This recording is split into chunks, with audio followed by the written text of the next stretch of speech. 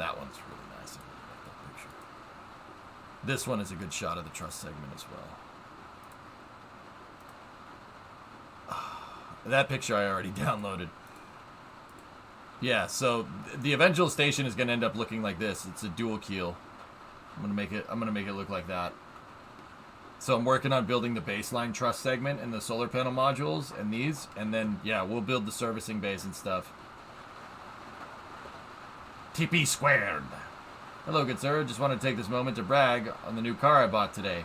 83 El Camino with a 351 swap. A 351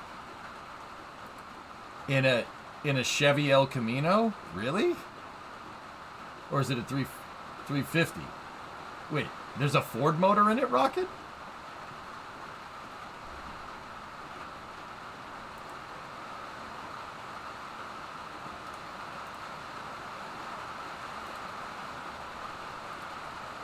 .351 Windsor in an 83 El Camino.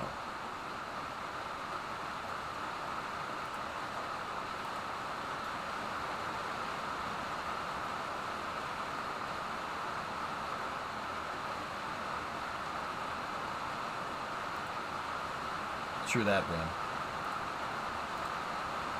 I don't know what to think. Anyway, guys, I'm gonna take somebody did redeem a garage stretch break 8 hours ago, so I think Panta did. So before the Neuralink presentation comes on, we'll just go out in the garage and we'll chill for a second.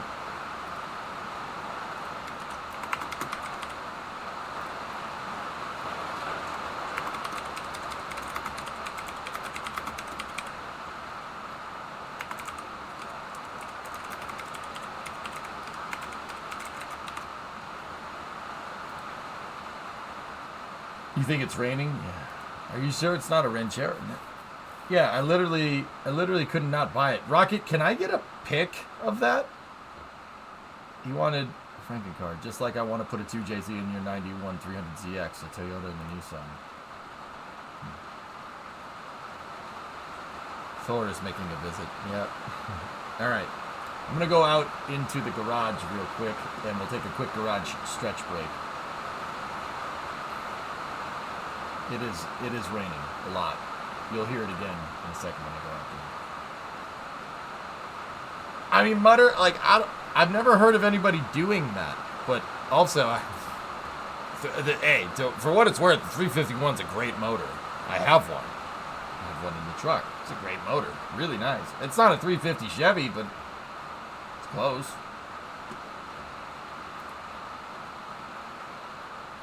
Would you rather this? This over the white stuff, Brand? Absolutely. I'll take this. Thank you very much. All right. Going out there. Be right back.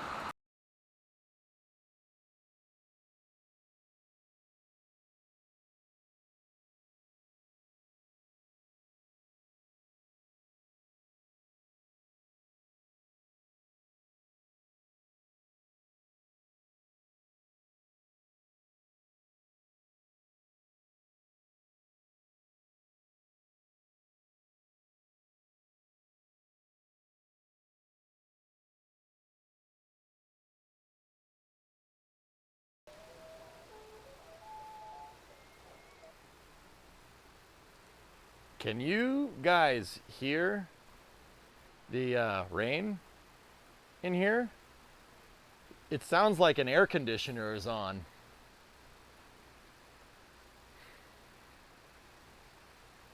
EJ with the double setup is like a kid with a new toy. Hey, it's pretty cool, man. It's pretty cool. I could just jump back and forth. It sounds like static, yes, but it's quiet. Less than in the office. Here, let me take this mic in there and see if you guys can hear it.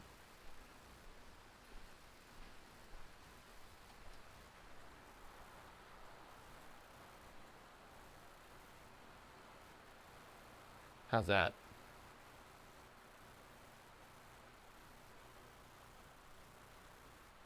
No, you can't hear it at all? Ugh, that's ridiculous. These Saramonic mics are really nice. All right. Where's the Hoonigan truck? It's outside getting rained on, Alleviate. Cleveland or Windsor? I have a 351 Windsor in the 97. It's a Windsor motor. Ford didn't make the Cleveland for a long time over here. Don't get me wrong, they did. They made it in the 70s, and then it kind of went to the 80s, but it was replaced with the 351 Windsor instead. Been working on Freb recently. I actually have Freb front and center to do just that, Ian. Yeah, Rocket Welds, get me some pictures of that.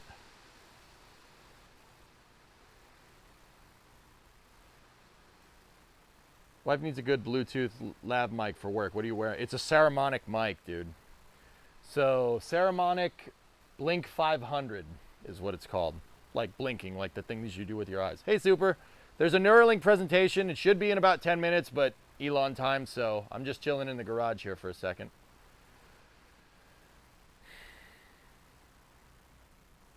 Dude, I can hear the wind. Whoa. Let me just make sure my truck is still intact. Holy crap. You know, I just realized that might be blowing out the mic because damn, it's windy. Okay, yep. Okay. Wow. It was not? Yeah, it's a little windy out there, dude. Little bit windy. Audio is clean? No, you didn't hear it? All right. Well, that's good. Freaking the 97's getting rained on.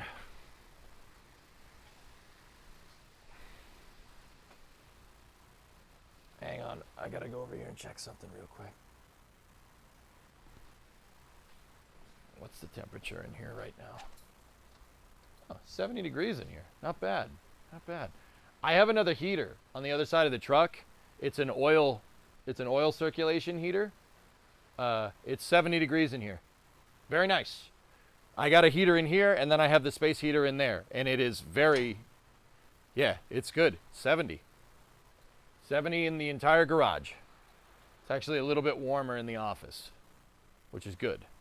That's good because it's cold outside. Could you get an outside camera? No. Nah, I don't want to do that, TJ.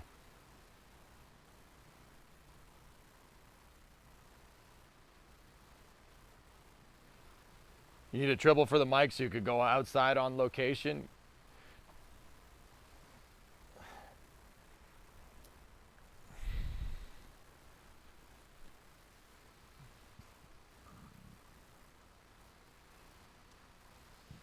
Like this one?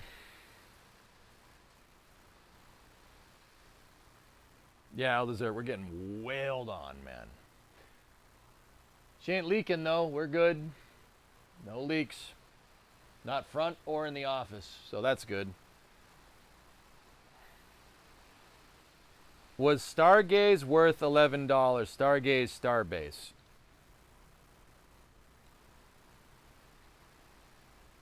Yeah, I don't know what you're talking about.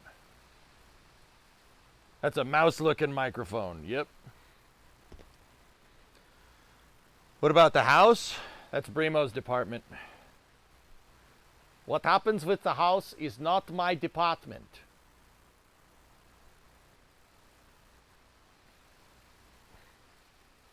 Have you done more work on this truck? No, not since it left my parents' house, dude. Ivan, what we have to do is and now we're ready to do it. We have to go front to back with this thing. And we have to, I'm talking louder because you're farther away, but I don't need to because the mic's right here. We need to go front to back with this thing. Because, dude, I'll be honest, when I put this thing together the last time, I did it quick. I half-assed it. I half-assed it because I wanted it together. I was sick of it not being in one piece. It killed me to just see it in pieces like that. So there's a lot of stuff that's half-assed on it, and I'm not happy about it. We got to fix it. So I'm literally going to go through and we will make a new list of everything on this truck front to back that needs to be done. I don't know when we're going to do that for a stream. I don't know, maybe sometime next week or something. I want to get the space station modules in Kerbal finished so we can start, launching them. But yeah, this thing really needs everything. It looks good. Don't get me wrong. It looks okay. It looks pretty nice on camera, but it's there's a lot of dents, a lot of stuff we need to hammer out. It's sitting in my garage, in my parents' garage for such a long time. Really, there's a lot of dents that weren't on it before. There's dents in the doors here, here, here. Like, I threw these doors back on. I had the doors off, and I had the doors off. I don't know why I took the doors off. Why would I take the doors off? I think I had to take this one off because I needed to repair something. I think the hinge broke, and I had to get a new hinge. But yeah, none of the body is shimmed. None of the doors are shimmed. The fenders are all crooked. The hood isn't on right. Yeah, we need to go over this thing front to back. Do you have everything to make it run? Yeah, it runs. It'll start right now. I'm not going to start it though. It's open. It's got open headers, and part of the exhaust is so that's one of the things that I don't want to start it right now because there's wires right in front of the header, the open header exhaust, and I don't need fire blowing at the unfinished wire harness. I had to put a different starter motor in this. I had to put what's called a mini starter in the truck because of the new headers that I put on. I don't think I put on the headers on stream though. It's got shorty tube headers on it, which is actually pretty cool. The exhaust is really nice. Read what Brimo said. See my last for house report. I can hear it hitting the metal gas exhaust in the kitchen, but I don't know if that's because it goes outside. That is because it goes outside. Is Starbase worth... Oh, the game Starbase. Yeah, it's not bad. Yeah, Brimo, that's fine. Time for a frame off. Seen any wildlife? I don't... Not recently, Lunprod. They're all gone. Sir, that exhaust won't pass inspection. Yep. So what's your deadline for having it 100% done? Super. This thing needs to be good to go on the road, registered by pretty much February. You know why pretty much February? Because something is going to happen in February that's going to make me not want to work on this for a long period of time. Something might be releasing in February, late February. I think it was February 24th. And I'm pretty confident that I will, for some reason, I won't really want to work on cars for a little while. So, our wedding is in the summer. Brimo and I's wedding is in the summer. And Kerbal comes out in February. And I'm just going to want to play Kerbal that whole freaking time. I know me. I know how I work. This thing needs to get done, and I have pretty much about 2 months. Yeah, alleviate, exactly. All the wrong answers. Truck's looking nice, Spoon? Thank you. So, are there exhaust parts in the bed? No, I have the bed kit for it. I have oak planks for the bed. Right now it has pine in there. See, that's what I mean, dude. This thing needs a lot of little things. It looks good. And dude, honestly, if I put a battery in it and turn the key right now, she'll turn. It'll turn over, but I'm not starting it. Everything is here. Everything is here. This thing will work. This thing will work. It'll run. It's just loud. That's where we left off. That's where I left it off in 2020. One of the last on December 31st, 2020, I got this thing to turn over. And then I don't know. I forget what happened. I kind of stopped working on it. I think a game came out or something. I don't know. Grab your last is if there's exhaust parts in the bed. I just answered that. You bought a house. Yeah, that probably has something. If I didn't buy a house in 2020, you know. Recommend a decent make model used car for an older relative. Go. Think grandma car. Ford Fusion. Getting a car lift for Christmas? Oh, I don't know.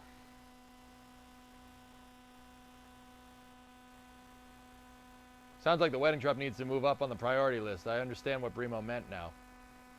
Yeah. Yeah, I want to get. So, Bill, right now, I need to get everything in there done. I need to get all the modules made for Kerbal. That's why I've been busting face with the shuttle and SLS and everything. The shuttle's just jonesing. It's ready to go. We just got to build modules to throw up into space with it. So I think what I'm going to do tomorrow in Kerbal is get...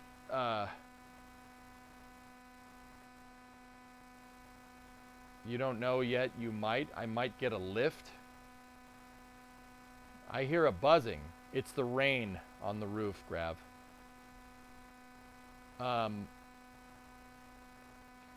So, what was I saying? Sorry. Yeah, Bill, I want to get all the modules done so we can just jump in, play Kerbal, and then do a little bit of work on this and jump back and forth, you know? I want to get all of it done because I want to start that new Kerbal save and go. 60 hertz buzz. All right. Should be gone now.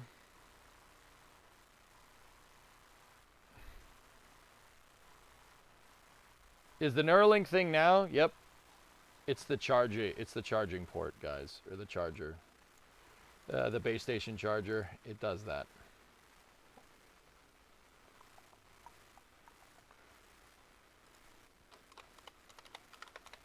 Does anybody have the link to the Neuralink?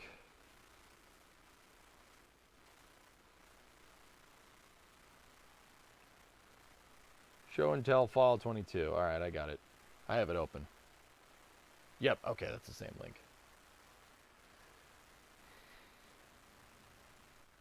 Yeah, if I plug the charging cable into the Saramonic base station, it does feedback a little bit, but it's fine now. But yeah, so guys, I want to get all that stuff done, and I want to get it to the point where we could do like a shuttle mission a day to assemble the station, you know? And then, you know, maybe we could do, actually, we could probably do 2 shuttle missions a night. And then, you know, work on this in between.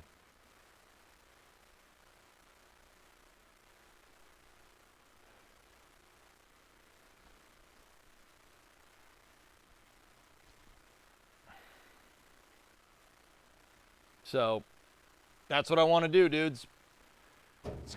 I'm gonna be burning the candle at both ends again for December and January, but all right, doesn't matter to me.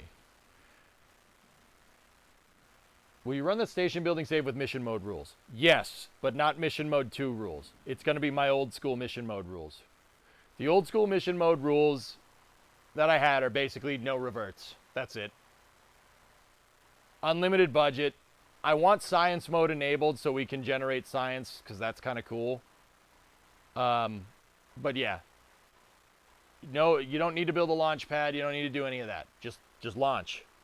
Have some fun. My original mission mode rules were just basically unlimited budget, and you have an unlimited budget so you can build crazy stuff that you wouldn't be able to build in real life because of budget constraints. That was my old rule.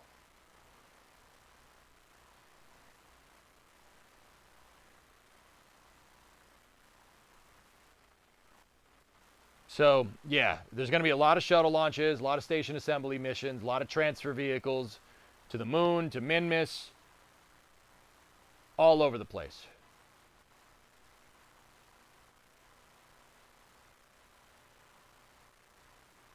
That's the idea. And I also got to finish this.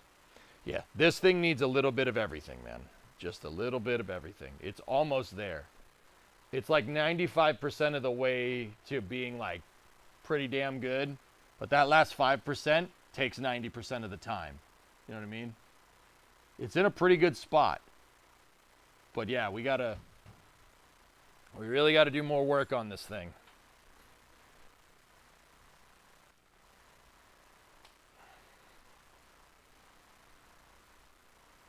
Hardcore mode this time again. Are you making a pad this time? No. The major line item spoon is an exhaust, but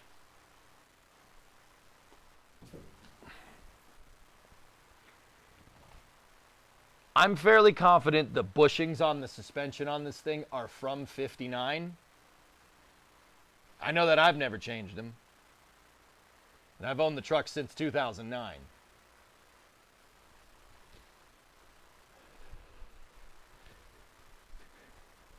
The Leafs are okay, believe it or not. The Leafs aren't Boeing. They're actually pretty good. But, dude, we need suspension bushings pretty much all around. They're shot. They've been sitting for 10 years.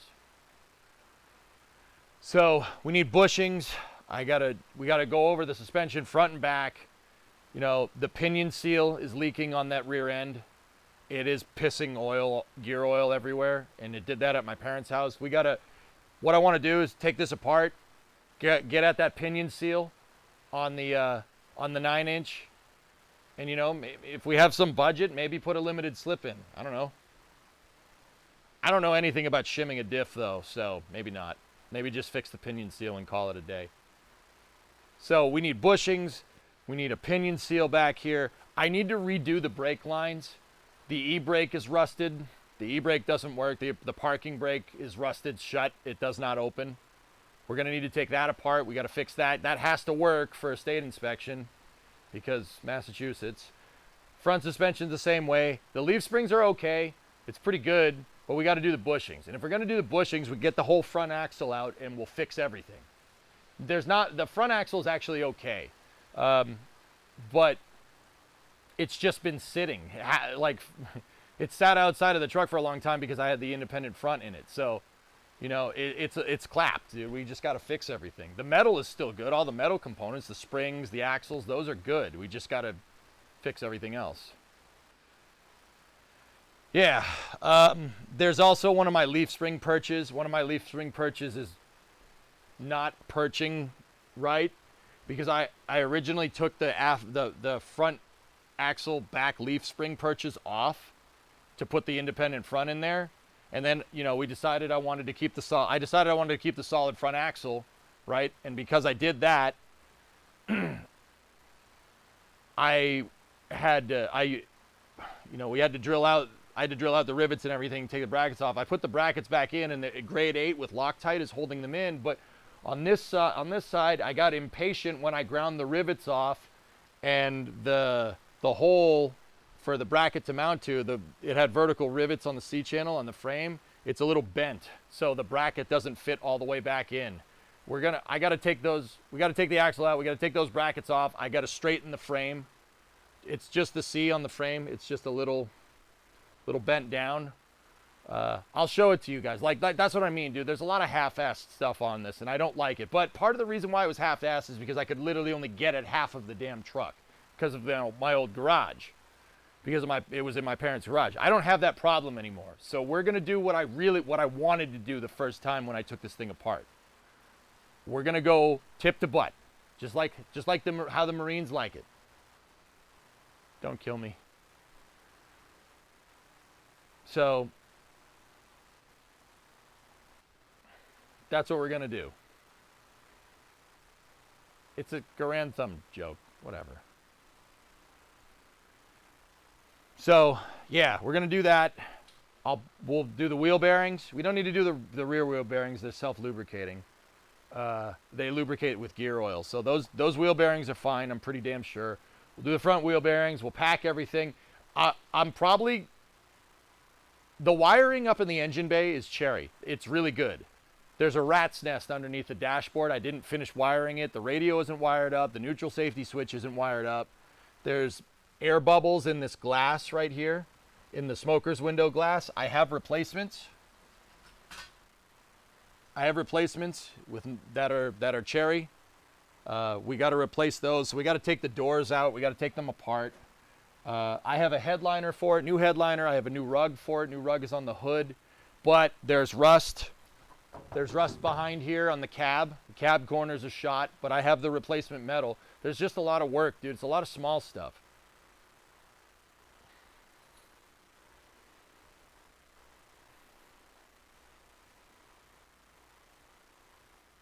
Can you do your wheel bearings while you're at it? No. But yeah, the exhaust, it needs the exhaust too.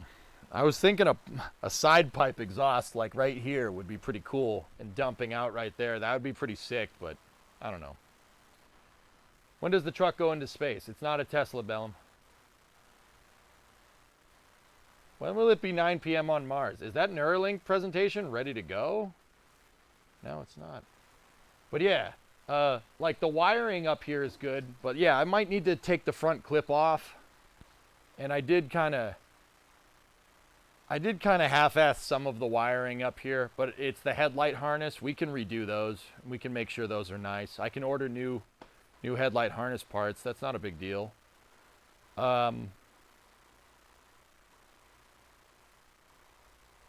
Yeah. The panels aren't mounted right. The quarter panels on the front aren't mounted right. The bed has a ton of dents in it. The bed has been used and abused. It came off of a work truck. This is not the original bed to this truck. This truck was a fleet side. So we're going to need to bang out a lot of dents.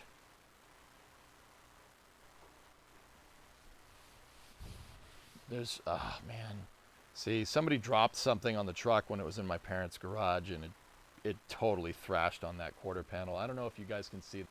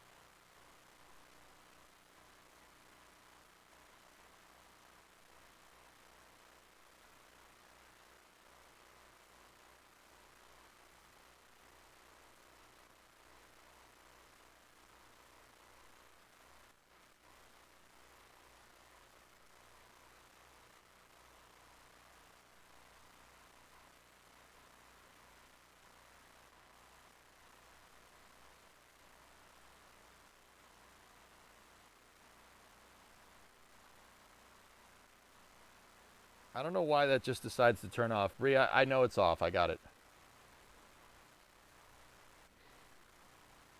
Muted after you talk about the fender. What I was saying is I have an oak bed kit for it. This truck would have come with oak planks from the factory. There's pine in there that's supposed to look like oak. I stained it to look like oak, me and my dad. But I want to put the oak bed in to make it look good. And then we got to stain that, so we got to do some woodworking. The beds on these trucks are wood. Ford did that to save money. Wood was easier. It was, and they put this type of bed on trucks from 1948 to 1972. So, still had static when muted, so it's not the rain. Yeah, I don't know what to tell you, man. I don't know what to tell you. Maybe we have a frayed cable or something. I don't know. Yeah, I have blue dot taillights. That was one of the things I put on there before I took the thing apart. But yeah, the bed has a lot of dents in it. We have to. The other thing I was saying when I walked over here is that this all needs to be, like, if you're gonna do the planks, you got to take this all apart. But if you take it all apart, it's not a big deal. That's what I was saying when the thing got muted. It's not this is not a complicated vehicle.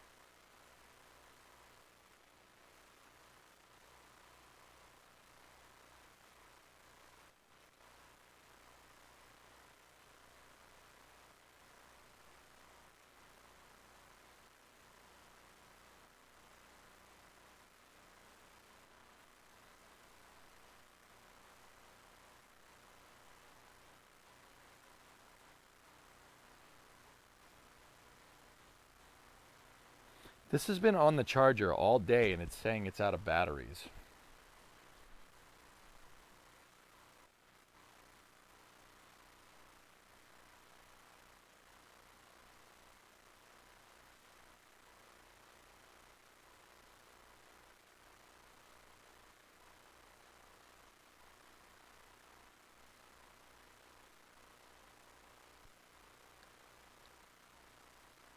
I have another mic.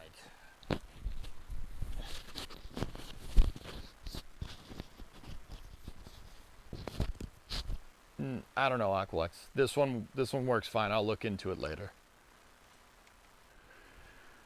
Okay. It is plugged into a battery pack, so maybe you have to, sometimes you have to hit the on button on the battery pack. That's probably what's going on. Should probably just plug it directly into the wall. Anyway, the mechanical list is not that bad at all. I mean, Bill, there also is the transmission. I have no idea. That's the transmission that got dropped. I don't know. I mean, it should be okay. But yeah. I primed the flex plate, or I primed the torque converter when I put the engine back in. Torque converter is primed. She likes the Ford Fusion. That's good. Yes, it does, Novus. Yeah. So Bill, I primed the torque converter with B&M trick shift and put it in there, and I clocked it 3 clicks, or actually I think it's 2 on a C4. And it is bolted with Loctite to the flex plate. I Loctited those and we bolted it up together, and the whole thing is back together. Oh, Neuralink's live. Sweet. So as long as the case isn't cracked, you're good. Cool. All right. So I'll switch us. It's 2 on the C4. Yeah. So yeah, I mean, it should be okay. We got to test it, but yeah, it doesn't need much. It doesn't mean it's just a lot of small things. There's no big job. But anyway, I replaced the torque converter on my own truck yesterday. I mean, Bill, you know what I would really like to do? I have the clutch pedal for this truck. I have a factory clutch pedal for this truck. That's all I'm going to say. Anyway, Neuralink is up, guys, so I will switch us back over to that now.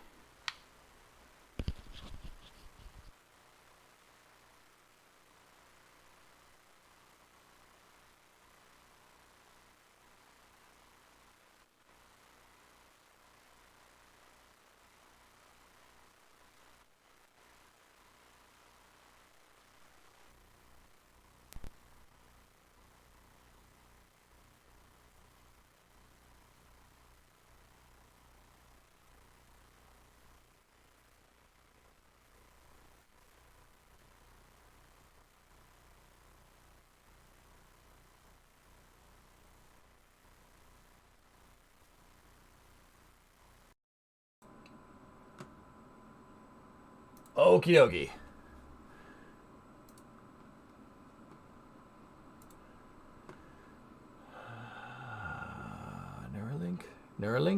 Neuralink.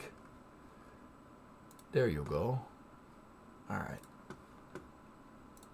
Let's see what we got here, dudes. I don't know why I was standing.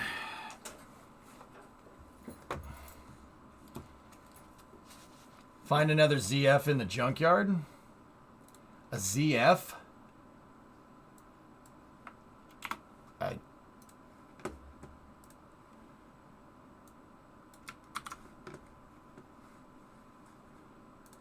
I mean, we could.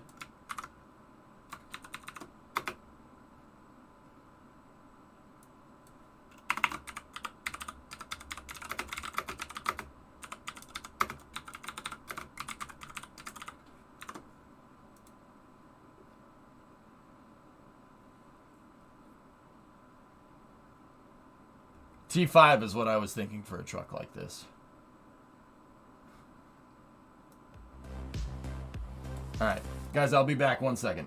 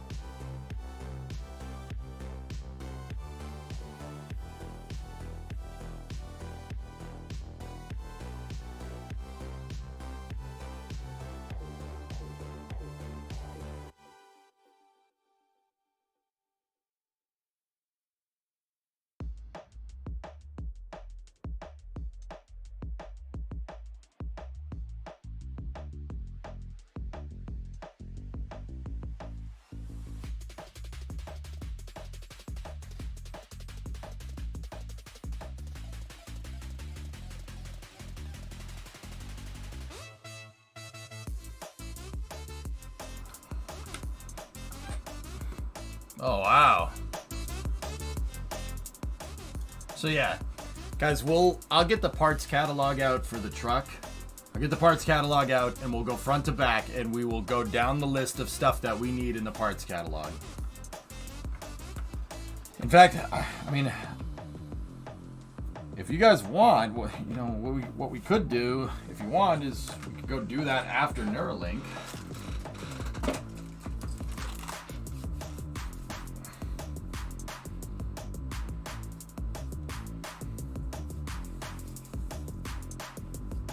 Would you buy Turtle Beach flight controls with yoke and throttles? I don't know anything about it, Airborne, so I couldn't tell you.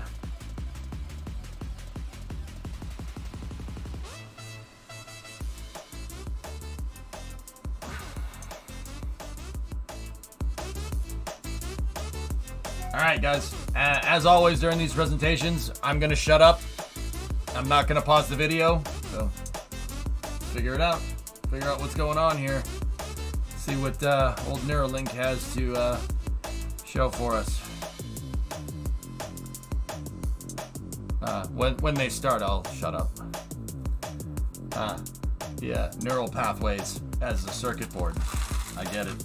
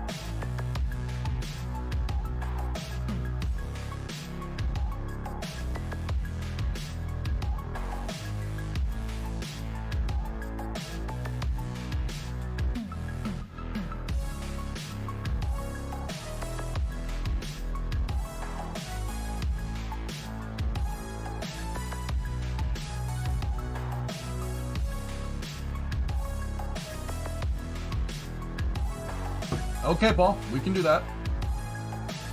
Yeah, if you guys want to go over the truck, we'll do it.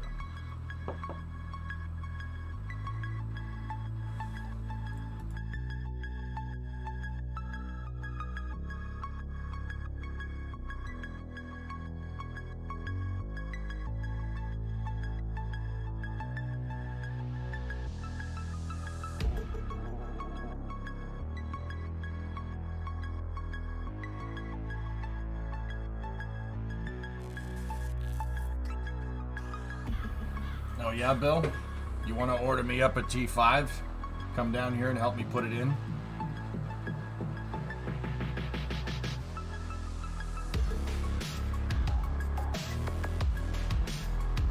You gotta find a T5 or a T56 or something.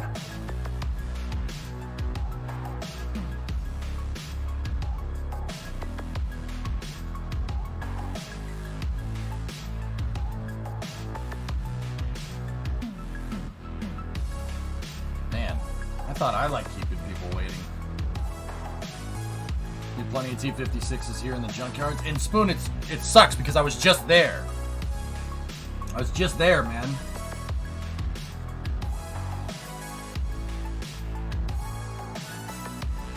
Stakeholder expectations are important.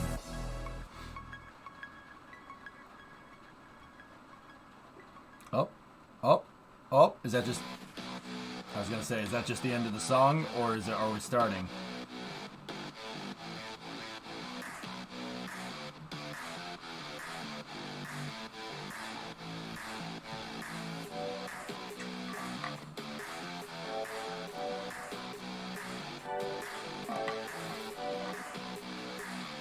I folded? Yeah, not really. Brimo's parents moved. Spoon, they moved to a nicer place that's a little bit outside of the city.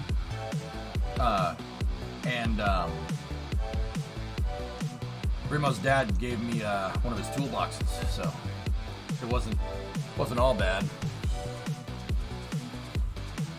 The T5s are hard to find or not, but yeah.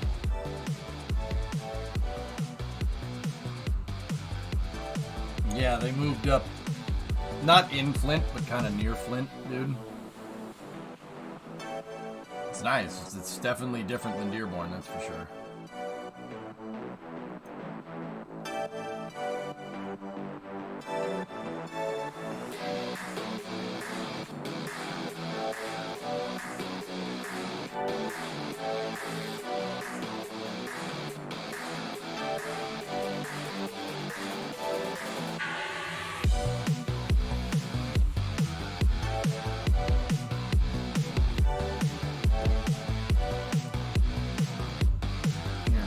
Let me check.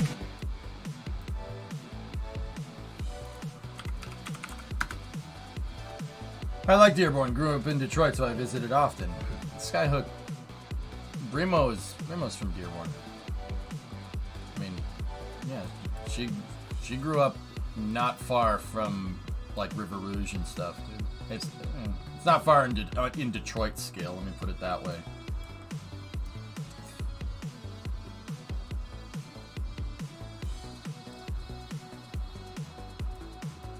Yeah, Spoon, are you in Genesee County? Because yeah, that's where they are. They're up there. Isn't this how Cyberpunk 2077 happened? Did you miss the show? No, not yet, Dylan.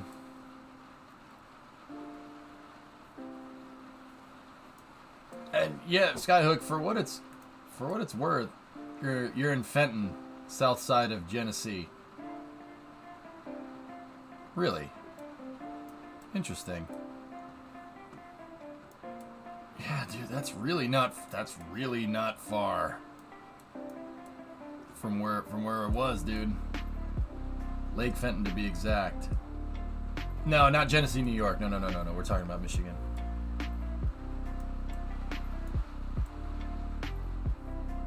Did you move to Michigan? No, Skyhook, I don't live in Michigan. No, we live in Massachusetts. Here, I'll show you. I have it popped open in Google Earth. So we were up here somewhere. Spoon, I know where you're talking about. You're talking about over here. Skyhook, I moved over here. See this curly Q thing out here? In there. Everybody said move to the Cape. But I think they meant Cape Canaveral. I moved to Cape Cod. They didn't specify which Cape, so... Remo and I lived out here. Yeah, Foxy. Mm-hmm. The Neuralink presentation is idling right now, guys, so... Yeah, I'm just kind of burning some time here while we're waiting. But I like... Skyhook, I like Detroit. I liked Detroit even before I dated Brimo. Yeah. I say dated as past tense because fiance. I think I wouldn't call it dating now. Hey, boo, what's going on? Elon be like, we need 5 more Prime subs before the stream starts. I like Detroit because I like American cars, and this place has a lot of those. Yeah. Also, culturally, very nice. Motown. Oh, here we go. I think that's it. Discovery, go and nope, throttle up. That's not it. Yeah, Rock City, man. I also liked the Lions before Primo and I even met. The Lions were always my second team to the Patriots. I don't know how, somehow, I ended up liking the Lions and the Patriots. It's a little weird, but hey, whatever. Nice to have to visit the East Coast. Right on. I hear there's a lot more activity in Detroit because of reshoring. Dude, it's coming around, Dylan. I was just there the other day. It's not as bad as it was. Let me put it to you like that way.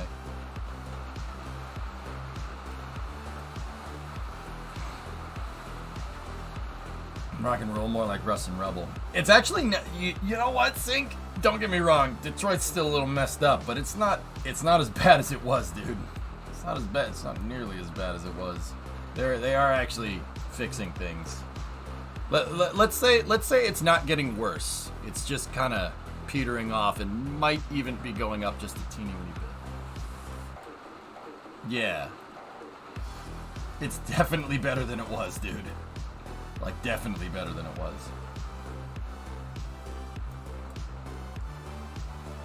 Check Discord to tantalize that Tim Tam addiction. I don't have any messages on Discord unless you posted. Oh, you. I typed it in Discord because I don't want to say it on stream. Lots of development in downtown Detroit, hoping it rubs off on the residential areas. Yeah, no. Skyhook, my favorite thing is Michigan Central, dude. What they're doing in the Michigan Central station. Ford's fixing it, and Ford bought it. So like Ford went in here, believe it or not, guys, and bought like all of this in. So this is a not a suburb, but this is a borough, I guess, of Detroit called Corktown. Corktown is where old Tiger Stadium used to be, and I'm happy they built it back up, which is good. But Detroit had this famous abandoned train station, and Ford bought it and made they're making it their electric vehicle development center. So they gutted the building completely inside and out, and they're restoring it. It's a beautiful freaking building. Take a look. I'm working on it, Aqualux. But yeah, see? They're restoring it. And there's a Chevy parked up front. Nice. They're restoring the building, which, I mean, it's a beautiful freaking building. Discovery, go and throttle up. So, like I said, and Ford bought like all these buildings. They bought everything around here. Music's fading, so talk to you guys more about that later. But yeah, they did. Detroit's not as bad as it was. I drove through it the other day. It's not as bad as it has been in the past. Like, is that why Ford stocks are so low? I don't know why Ford stocks are so low, but you know. Huge Grit, 17 months.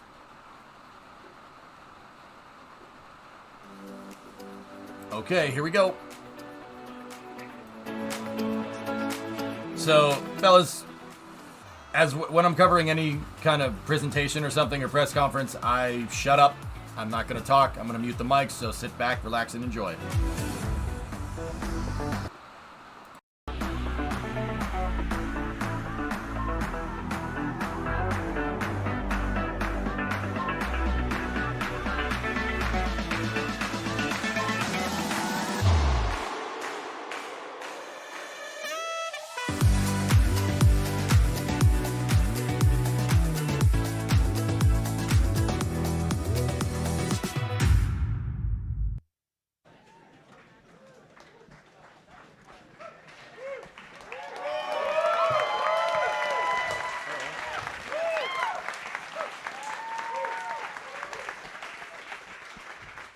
All right, welcome to the Neuralink Show and Tell.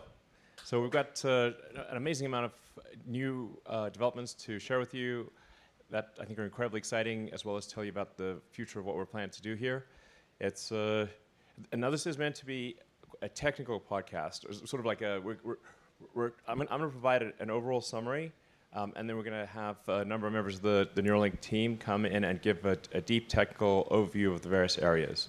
So so let me move forward with the overall summary. Now, some of the things I'm going to say are things if you've been following Neuralink, you've already heard before, but for a lot of people out there, they've no idea what Neuralink does, and so I will be a little bit repetitive of things you may already know, but that others do not. So, the overarching goal of Neuralink is to create ultimately a whole brain interface. So a generalized input-output device that, in the long term, literally could interface with every aspect of your brain, and in the short term, can interface with any given section of your brain and solve a tremendous number of things that cause debilitating issues for people. So.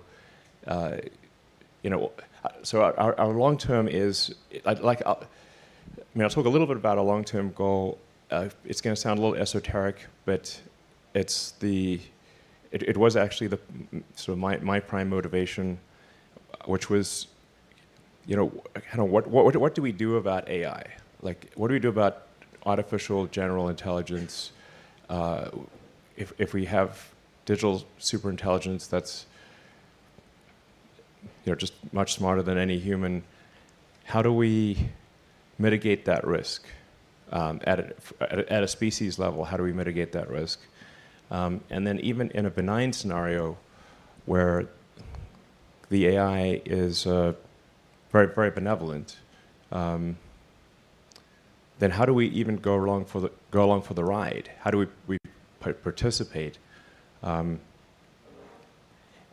the conclusion, the thing that the biggest limitation in going along for the ride and in aligning AI, I think, is the bandwidth, the how quickly you can interact with the computer. So we are all already cyborgs in a way, in that your phone and your computer are extensions of yourself.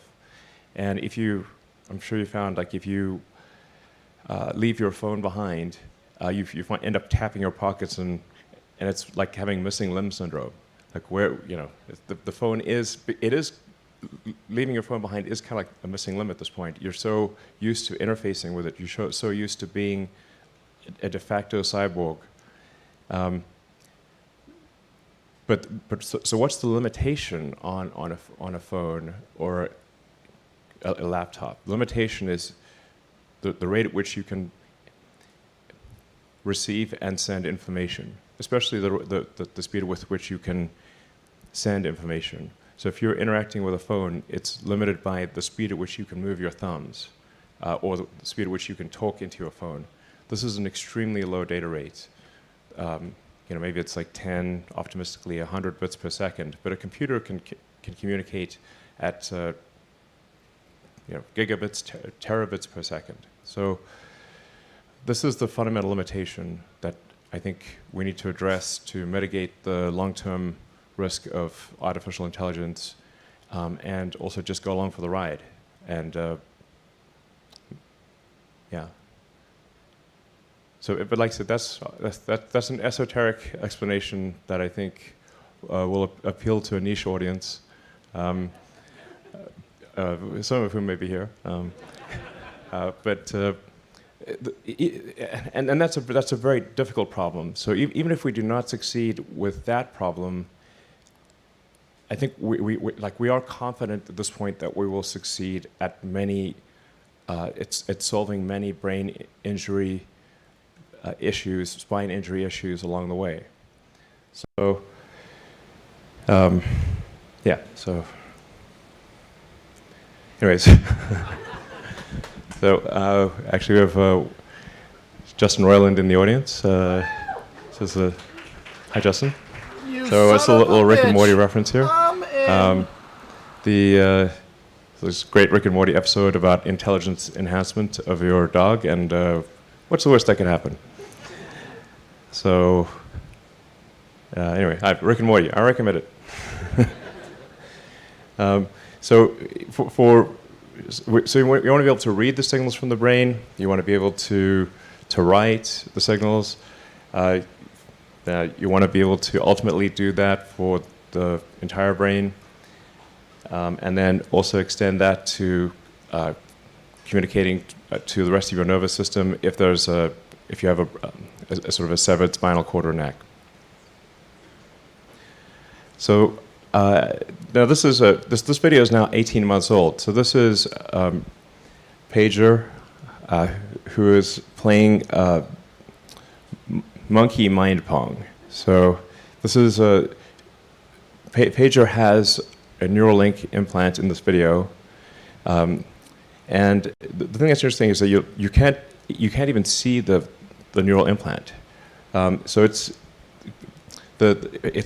we've miniaturized the neural implant to the point where it matches the thickness of the skull that is removed. So it's essentially it's sort of like having an Apple Watch or a Fitbit, replacing a piece of skull with like a smartwatch, for lack of a better analogy. So you can see, he looks pretty, he's normal. And I think that's pretty important. If you have a Neuralink device, like I could have a Neuralink device implanted right now, and you wouldn't, you wouldn't even know. I mean, hypothetically, maybe one of these demos, in fact, one of these demos I will. Yeah.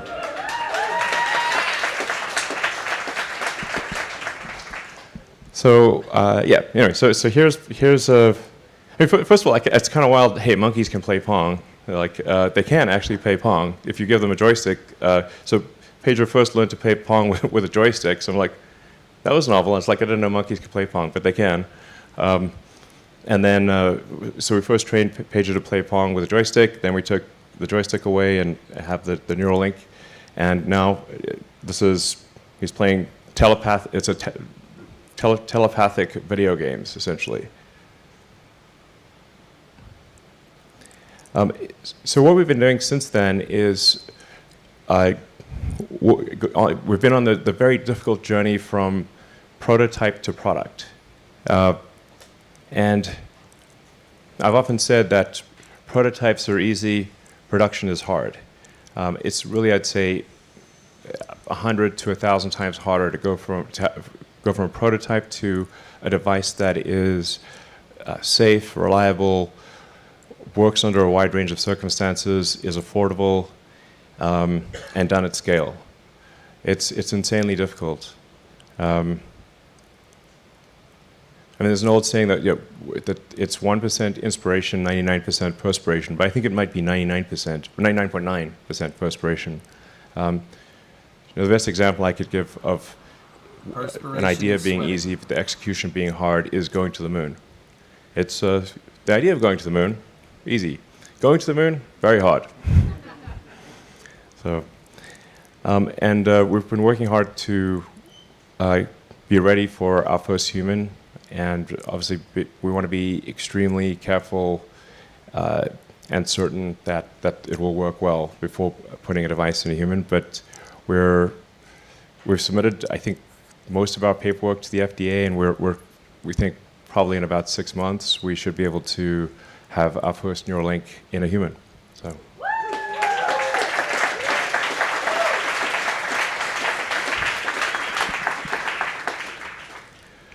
But as I said, we do everything we possibly can to test the devices before, not even going into a human, before even going into an animal. So we do benchtop testing, we do accelerated life testing. We have a fake brain simulator that has the texture and it's like emulating a brain, but it's sort of rubber. And so before we would even think of putting a device in an animal, we do everything we possibly can with rigorous benchtop testing. So we're not cavalier in putting devices into animals. We're extremely careful, and we always want the device, whenever we do the implant, if it's in a sheep or a pig or monkey, to be confirmatory, not exploratory, so that we've done everything we possibly can with benchtop testing, and only then would we consider putting a device in an animal. Yeah, we'll actually show you a demo later today in a few hours, really, of implanting in a brain proxy. And if anyone in the audience wants to volunteer, we have the robot right there. So let's see, and since the Pager demo, we've expanded to work with a troop of 6 monkeys. We've actually upgraded Pager. They do varied tasks, and we do everything possible to ensure that things are stable and replicable, and that that the device lasts for a long time without degradation. So, and what you're seeing there is, it looks like the Matrix, but that's actually that's a real output of neural signals. So that's not a simulation or just a screensaver or something.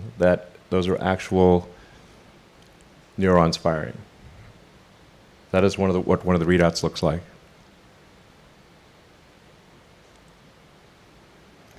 And here you can see Sake, it's one of our other monkeys, typing on a keyboard. But now this is telepathic typing. So to be clear, this is he's not actually using a keyboard. He's moving the cursor with his mind to the highlighted key. Now technically, we can't actually spell, and so I don't want to oversell this thing, because that's the next version. But what's really cool here is Sake the monkey is moving the mouse cursor using just his mind, moving the cursor around to the highlighted key, and then spelling out what we want to spell. But and then so this is something that could be used for somebody who's say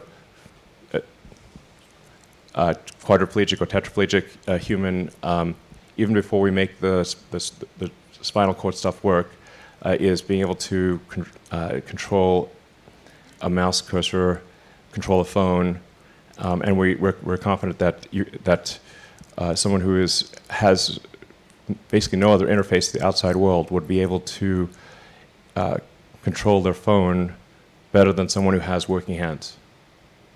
So. Yeah.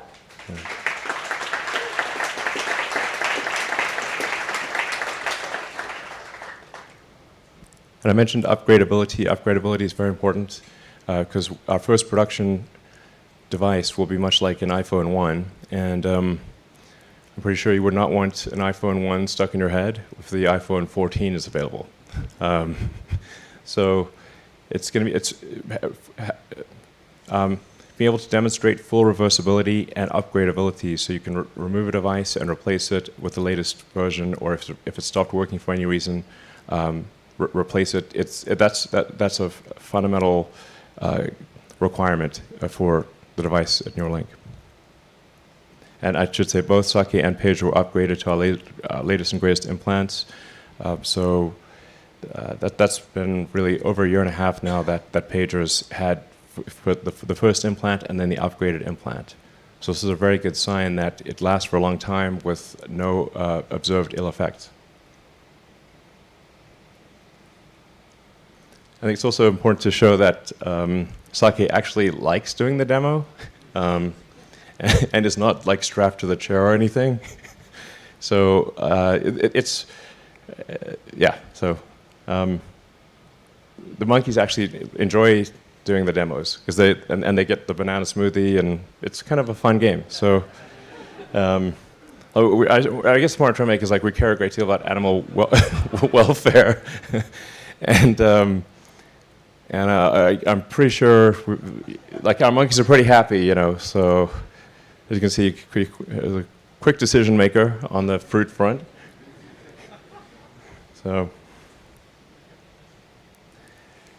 So for the first two applications we're going to aim for in humans are restoring vision, and I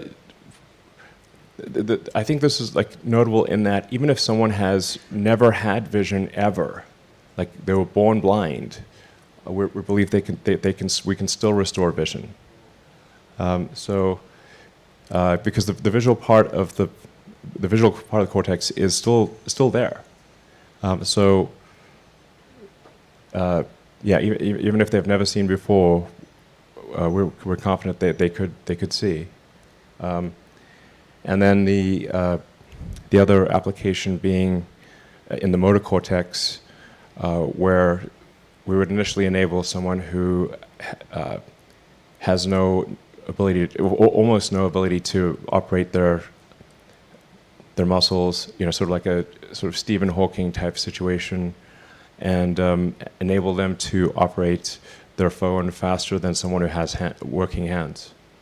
But then obviously even better than that would be to bridge the connection.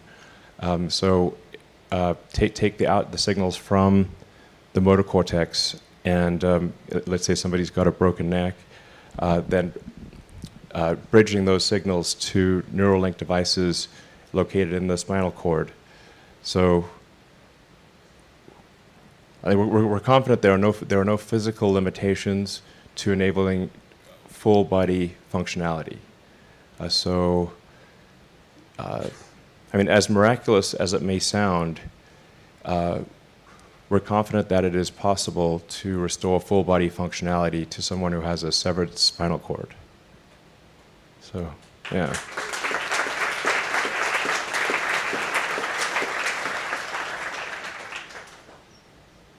So, yeah. All right. And then I want to emphasize again that the primary purpose of this update is recruiting.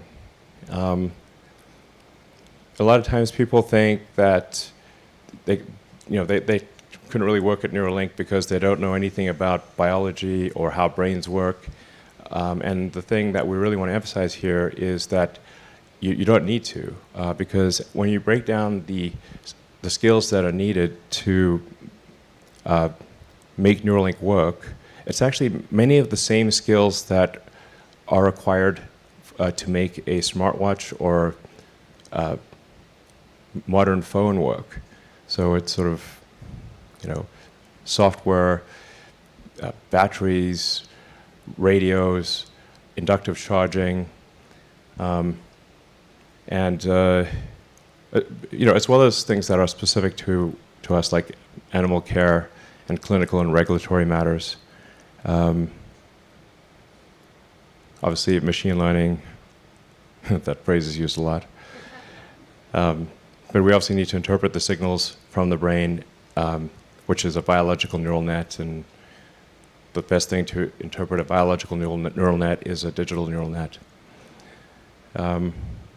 So this is, if there's one message I want to convey, it is that if you have expertise in creating advanced devices like watches and phones, computers, then your capabilities would be of great use in solving these important problems.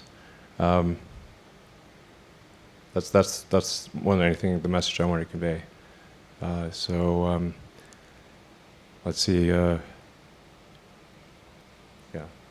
So with that, I guess DJ.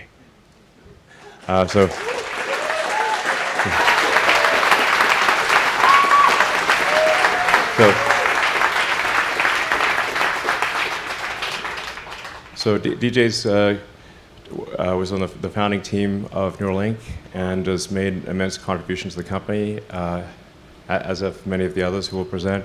But I want just to thank DJ for his immense contribution to Neuralink and all right. Cool. Thank you. Thanks, Elon. Go and throttle up. When I moved from South Korea at age 13 and needed to learn a new language to communicate, I wondered whether there are better and more effective means of communicating my thoughts to the outside world. And watching Neo learn Kung Fu in The Matrix, I remember thinking, wow, I want to work on that, work on making that possible. And today, I believe that this is a tractable engineering challenge. Since everything about your intentions, your thoughts, and your experiences are all in your brain, encoded as firing statistics of action potentials, if you're able to put electrodes in the right places with the right sensing and stimulation capabilities, this and many other applications that Elon talked about are possible, and we can help a lot of people. I'm incredibly excited to be working on this ambitious yet important mission to make that future a reality here at Neuralink. And I'm also incredibly honored to be working with some of the brilliant colleagues, scientists and engineers across many engineering disciplines, to work on this intersection of biology and technology. You'll hear from several of them today to learn about the breadth of technical challenges we face and our progress in the last year. And I think you'll find that for most of these challenges, as Elon mentioned, you don't need a prior understanding of how the brain works, and that a lot of what we do is applying engineering first principles to biology. So how do you create a high bandwidth generalized interface to the brain? From day one, we focused on a set of foundational technologies that are safe, scalable, and capable of accessing all areas of the brain. These three axes, safety, scalability, and access to brain regions, really form the basis for how we engineer products here at Neuralink. Safety, because we want to make our devices as well as the installation as safe as possible so that we can drive the adoption of this technology. And scalability, because as we make our devices safer and more useful, more people will want it. And with scale, we also want to make it more affordable. And access to brain regions so that we can expand the functionalities of our technologies. So our first steps along these dimensions for our device is what we call the N1 implant. It's a size of about a quarter, and it has over 1,000 channels that are capable of recording and stimulating. It's microfabricated on a flexible thin film arrays that we call threads. It's fully implantable and wireless, so no wires, and after the surgery, the implant is under the skin and it is invisible. It also has a battery that you can charge wirelessly, and you can use it at home.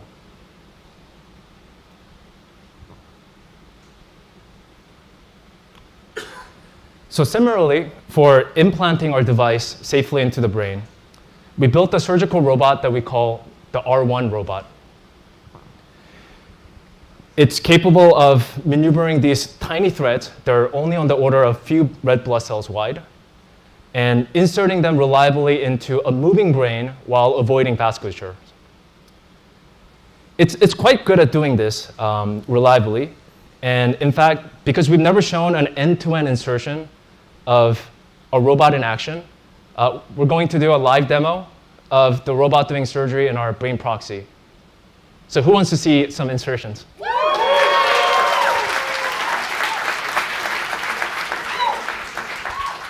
So here it is. That's our R1 robot with our patient Alpha, who is lying comfortably on the patient bed.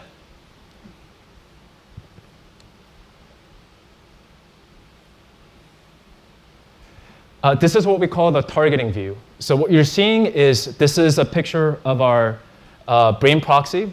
And the pink represents the cortical surface that we want to insert our electrodes into. And the black represents the vasculatures that we want to avoid. And what you're seeing is these hash marked with numbers that represents where we intend to put each of our threads. So should we see some insertions? So this is another view real quick. On the left is the view of the insertion area. And on the right, what the robot's going to do is it's going to peel the array, the threads, one by one from its silicon backing and insert it into the targets that we predetermined in the targeting view. So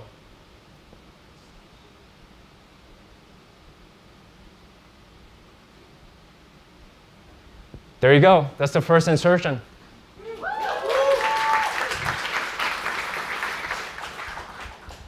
So we're going to see a couple more insertions.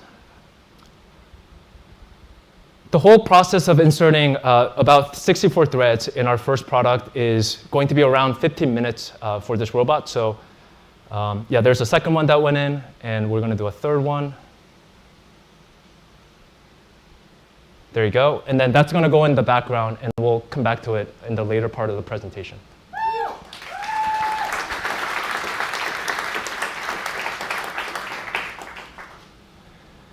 And as Elon mentioned, we've been working very hard to go from prototype to building product. As part of this, one of the things that we did is to move our device manufacturing to a dedicated facility in Austin for scale-up manufacturing. And what's important to highlight and is evident in this clip is that it's very typical for us to have our engineers who design also work on the physical manufacturing line to build and debug. And this has been extremely, extremely critical in reducing our iteration cycle time.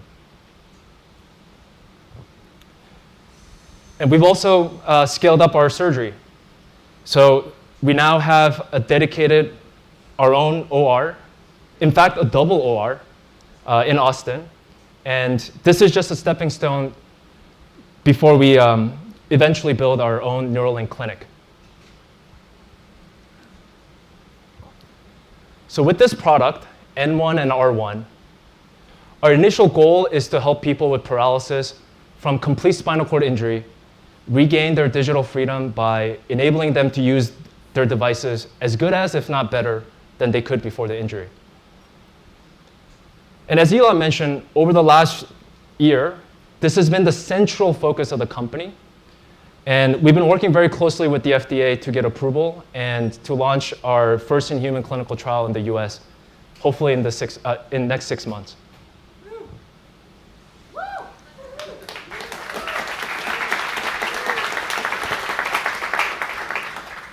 So hopefully this gives you a good overview of our product. For the next hour, we're going to go through a deep technical dives on these topics to tell you about our technical challenges, share some of our progress, and preview what's coming next. So with that, over to Nir from my team, who's going to talk to you about neural decoding. Thank you, DJ. And hey, everyone. My name is Nir Evenchen, and I'm the head of Brain Interfaces Applications. Our goal is to enable someone with paralysis control a computer, as well as me, or even better. We'd like to provide fast and accurate control with all the functionality of computers that works anytime, anywhere. So I'm very excited to show you how we're using the N1 device with our software and algorithms to achieve this. Last year, we shared with you a video of Pager the monkey controlling a computer cursor with his brain. So how do we do that? Just a brief reminder. First, we record his neural activity from the motor cortex using the N1 device. We can record from over thousands of channels while he's playing with the joystick. Then we can train a neural net that predicts the cursor velocity from the patterns of his neural activity. With this decoder, he can then control a cursor just by thinking about it, without even moving the joystick. He can play with this decoder a variety of games, also a grid task, where he's moving the white dot towards the yellow target. Every time he gets one, he receives a drop of his favorite smoothie. And he chooses to play this game every day. Here you can see his performance from early 2021, around the time we released the previous demo. It's quite accurate, but it's a bit slower than what we would like. And cursor control is the foundation for interacting with most computer applications. So since then, we've been working to improve cursor speed and accuracy. As you can see, it's much, much faster, almost twice as fast.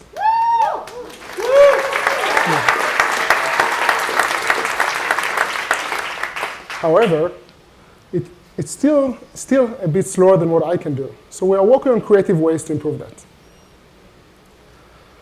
Now, speed is not enough. You want a full set of functionalities. And for decades, most software was built for mouse and keyboard control.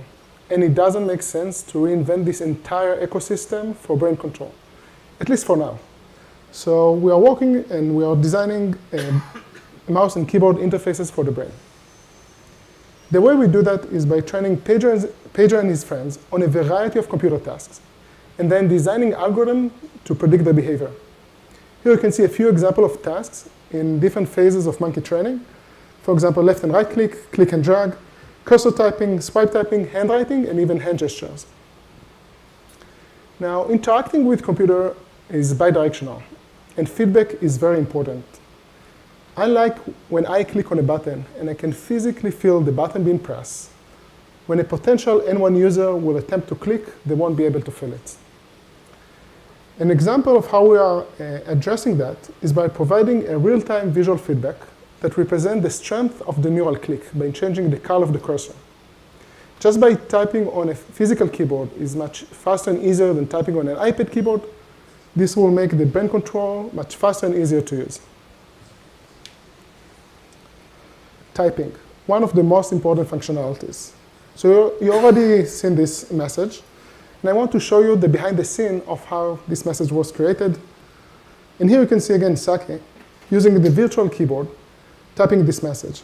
This virtual keyboard is similar to the one I use on my phone. And with the speed and accuracy that we achieved so far, typing on a virtual keyboard is already fast and easy. However, I never use a virtual keyboard when I type on my computer, because it covers my screen, and it's also much slower than what I can do with my 10 fingers. We can do better. For example, a group from Stanford asked a person to imagine handwriting letters. Then they decoded the letters from his brain activity. Using this approach, they were able to speed up the typing rates. We started this project with our monkeys, but of course they don't know how to write. So to mimic writing, we trained Ranger, one of our favorite monkeys, to trace digits on an iPad. Here you can see him tracing the digit 5 and the digit 2. Then we recorded his neural activity with the N1 device. But now, instead of decoding the cursor velocity, we decode in real time the digit that he's tracing on the screen.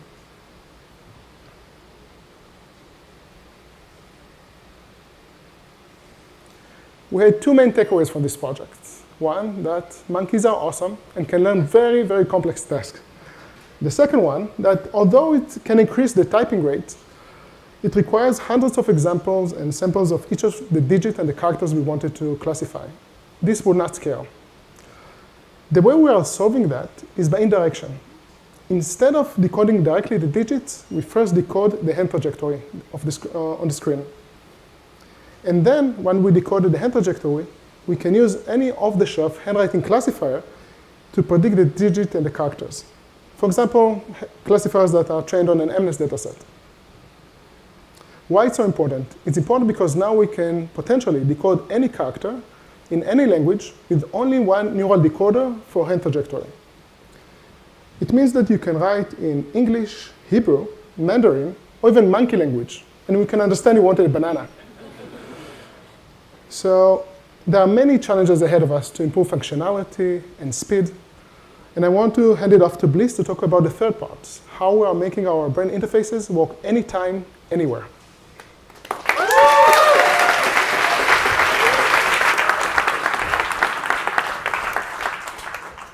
Hello, everyone.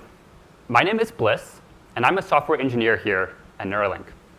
When I use my computer, my mouse and keyboard work how I intend them to, at least like 99.9999% of the time.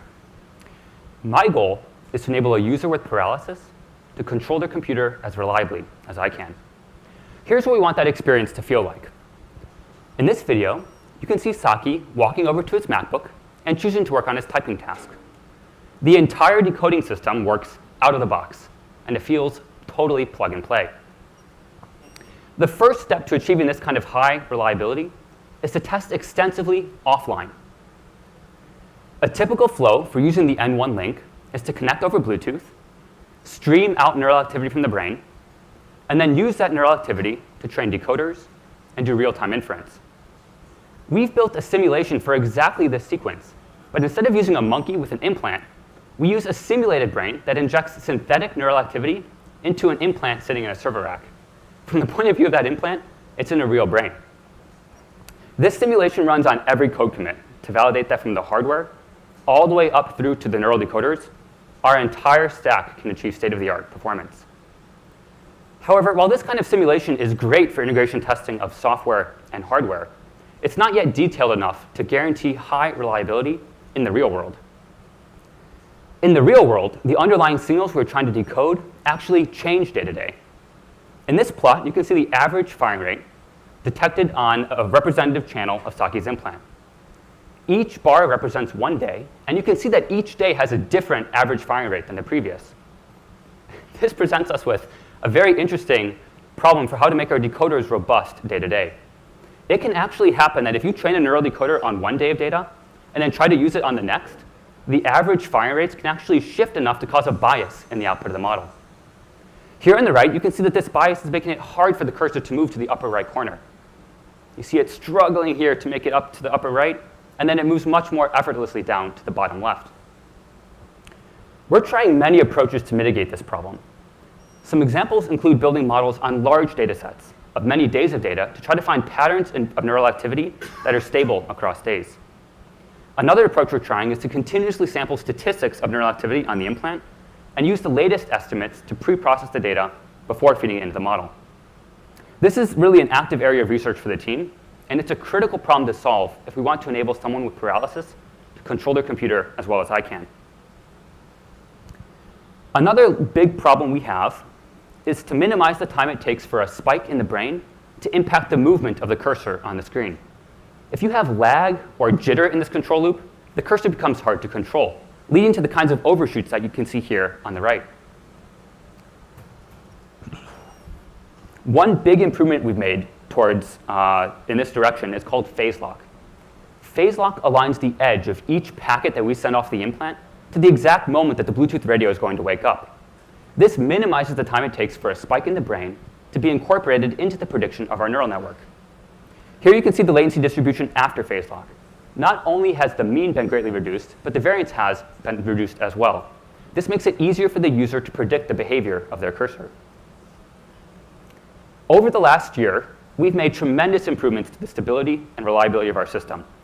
And we've been able to demonstrate consistent high performance across many sessions and many months. However, there's still a long road ahead of us before the system will truly feel plug and play.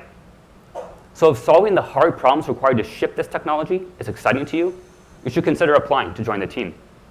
Now, I'm going to hand it over to Avinash to talk about how our custom low-power ASIC detects spikes in the brain.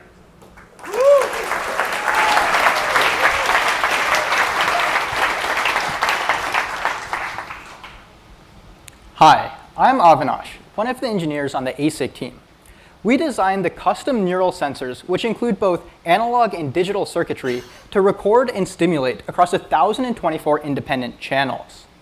We face challenges across all three major metrics: performance, power, and area. Not only do we have to fit all 1024 channels into a single quarter-sized implant, but we also have to measure spiking activity less than 20 microvolts in amplitude. And today, I'd like to focus on the last challenge I mentioned, power.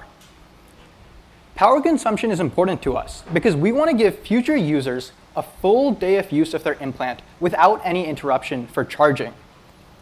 Back in 2018, we were sending every sample from every channel off the device for processing, which burned a ton of power. In 2020, we brought spike detection onto the chip. As you may know, neurons transmit information by firing. So simply monitoring for these spikes and only sending these spike events off the implant acts as a very efficient form of compression. And over the past 2 years, we've continued to make optimizations within the ASIC, dropping the total system power consumption down to just 32 milliwatts and doubling battery life. Let's take a look at our on-chip spike detection algorithm, which makes our battery-powered implants possible. We first start by applying a 500 Hz to 5 kHz bandpass filter to remove noise that's out of band. Next, we use an estimate of the noise floor to generate an adaptive threshold per channel. And finally, our spike detector module identifies 3 key points of a spike. Identifying 3 points allows us to detect not just the presence of a spike, but the shape of a spike as well. This can be extremely important for distinguishing between multiple neurons adjacent to a single channel. Today, I'd like to focus on one of the many optimizations that we've made in our latest chip. This one specifically cutting system power by 15%. Note that neurons spike relatively infrequently, which means that our spike detector spends a lot of time searching for the first point of a spike and very little time searching for the other 2 points of a spike that only occur after the threshold is crossed. We can use this characteristic of the input waveform to reduce memory accesses within the chip by 30%. Let's take a look at how that works. Our spike detector is implemented as a single functional unit that's shared across all channels with an SRAM to buffer the state of each channel. As a sample comes in, its channel state is read from SRAM, an incremental spike detection step is run, and then the updated state is written back to SRAM. Since this is happening 20 million times per second across the implant, each of these accesses add up quite quickly. In our latest chip, we split the state into two parts, a hot state and a cold state. The hot state is accessed on every cycle, while the cold state is only accessed once the threshold is crossed, reducing the average access width and saving power. We're also working on a next generation stimulation-focused chip with 4,096 channels still within the footprint of our current chips. In addition to increasing the channel count, we're also increasing the drive voltage so we can get better activation per channel. And to support this higher channel count, as well as a broad range of future applications that you'll soon hear about, we're adding an ARM core onto the chip. And finally, since these chips are the same size as our current chips, we can still put 4 of them together into a single implant for a total of 16,000 channels still within the size of a quarter.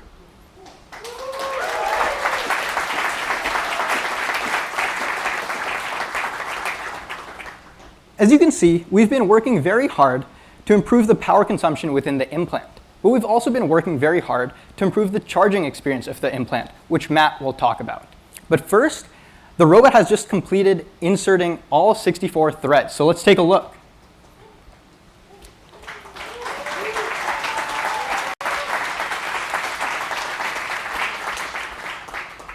This is a view of the insertion site, similar to the one that DJ showed you earlier. But instead of the targeting reticles, if you look closely, you can see that all 64 threads, each carrying 16 electrodes, have been inserted into the brain proxy while avoiding vasculature, and all just within the past 20 minutes. Let's hand it over to Matt now to continue the technical deep dive.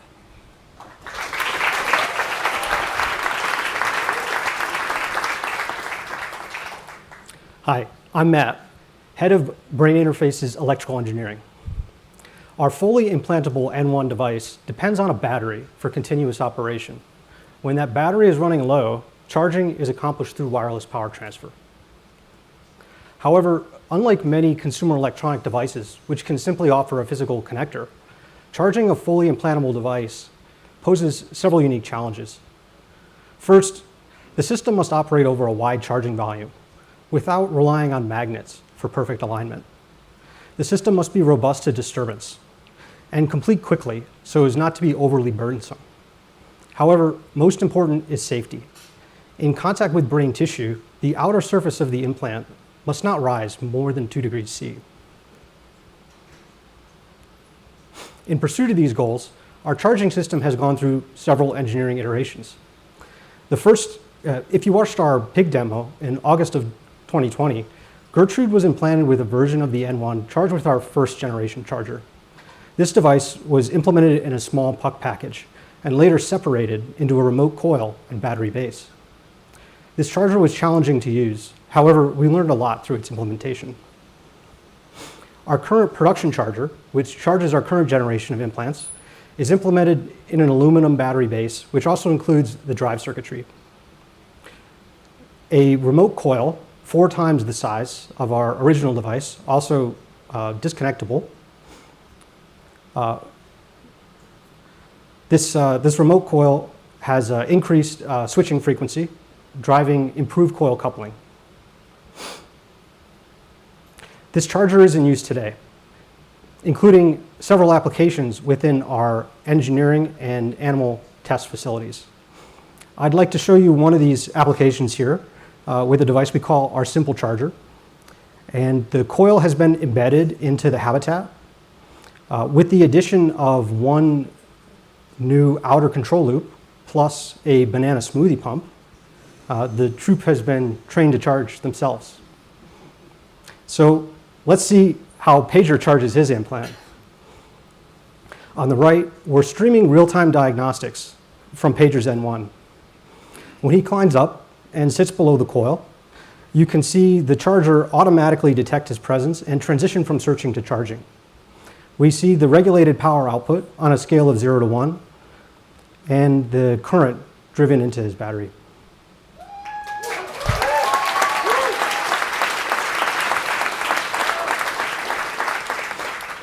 I mentioned earlier that we improved the coil coupling.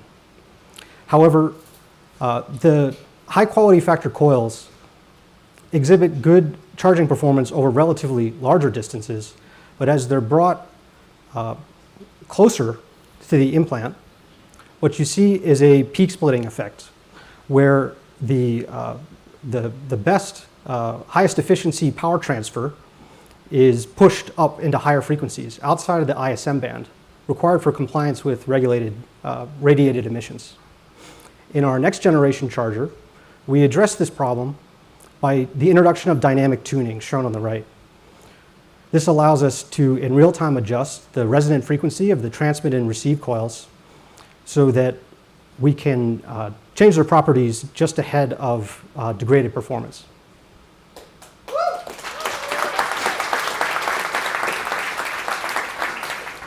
The electrical engineering team is currently engaged in developing a third generation charger. Notable improvements include bidirectional near-field communication. This has allowed us to reduce the control latency and improve the thermal regulation. Improved thermal regulation results in faster charge times. And now, Julian will tell us about how we test the N1.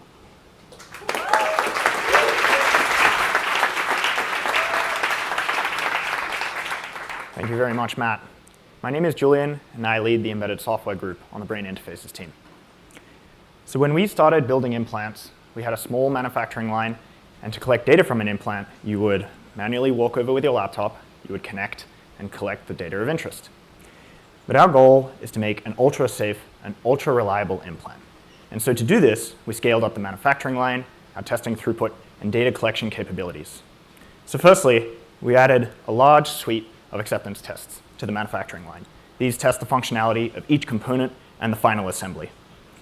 Implants coming off the line are then subjected to benchtop testing, accelerated lifetime, and animal models. We then collect data from these implants round the clock. This data is processed by a series of cloud workers and displayed in an aggregate manner. And then finally, all of this information feeds back into our design process and empowers our engineers to answer any question about any implant at any time. I'm now going to walk you through different parts of this infrastructure, starting off with firmware testing. So the implant contains a small microprocessor running firmware to manage a whole bunch of its operations. And before we release a firmware update, we want to rigorously test it with both unit and hardware-in-the-loop tests, also known as hill tests.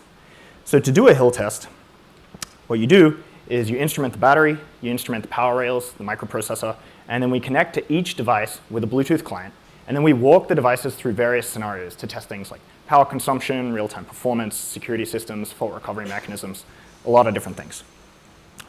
In our original implementation of these systems, we used off-the-shelf components to start automating tests quickly.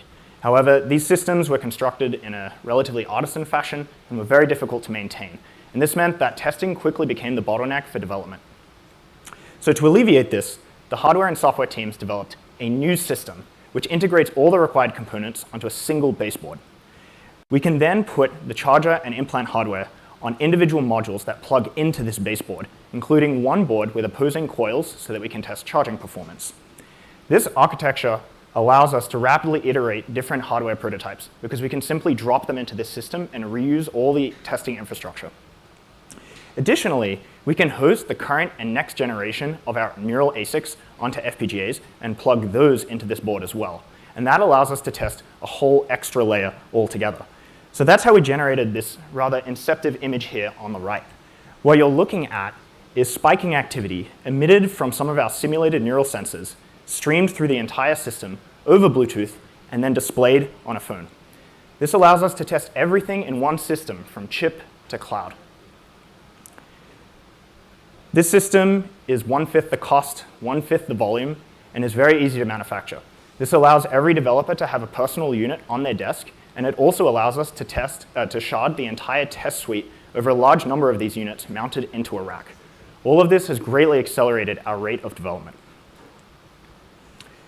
Let's look next at how we monitor the implant's electronics, the battery, and the enclosure. So the implant will periodically capture all of its vital signs and commit those to flash. And then upon next connection with one of our recording stations, it will stream that data off. So for instance, if we look at humidity, we can get an understanding of the integrity of the implant's enclosure. And by looking at battery voltage and power measurements, we can gauge battery health. All of this is done automatically without any intervention, giving us 24/7 visibility into the quality of every single device. Additionally, we can use this infrastructure to request high fidelity information on demand so that we can investigate different anomalous situations. So for instance, in this particular scenario, we were trying to track down the source of some spurious spikes that we were observing on different channels, and so we requested raw wave samples directly from those channels.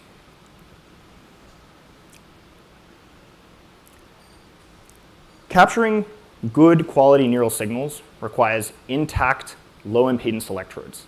And so this is also something we monitor very closely with dedicated circuitry on the neural sensor. So how do we do this? We do this by first using an onboard DAC to play a test tone on a single channel. And then we record, using our ADCs simultaneously, we record the response signal on both that channel and physically adjacent channels.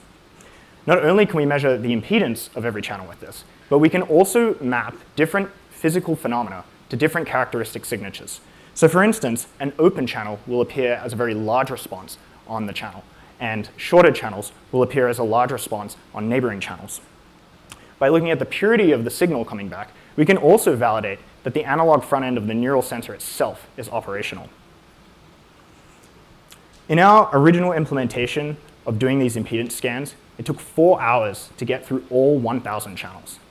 But by parallelizing the tests, downsampling, filtering, and then reducing the amount of information we have to stream off the device by moving a lot of the calculation to the firmware side, we're now able to scan all 1,000 channels in just 20 seconds. This means that we can run impedance on every implant every day. And then our internal dashboards can play back a history of this impedance so that we can get a really good quantitative insight into that interface between biology and electronics. Now that you have an idea about how we test and monitor our implants, I'm going to hand it off to Josh, who's going to tell you about how we get feedback even faster by accelerating our implants to failure.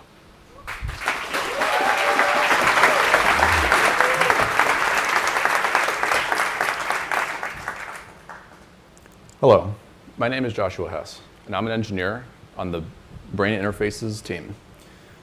We are responsible for the implant system design, as well as many of the manufacturing and testing tools. Julian just talked to you a little bit about some of the ways in which we test our implant electronics hardware and software. But what about the entire system as it relates to longevity in tissue? One of the ways we've addressed this is with the development of our in-house accelerated lifetime testing system. The system allows us to expedite and capture long-duration implant failure modes at scale to rapidly increase our pace of iteration. Even better, the system also significantly reduces the amount of tests which require animal models, both for implant prototypes and, of course, longevity testing. So how does the system work? Well, at a very basic level, it comes down to 3 things. First, we want to mimic the internal chemistry of tissue. Next, we want to accelerate these chemical interactions as well as diffusion with our implant materials. And finally, we want to aggressively cycle the internal electronics of our implant. With these things, primarily the first 2, we have achieved a conservative 4x acceleration factor by the Arrhenius relationship. In other words, every day our implants spend in our accelerated system is equivalent to at least 4 days spent in vivo. Historically, one of our greatest challenges has been the battle against moisture ingress into our implants.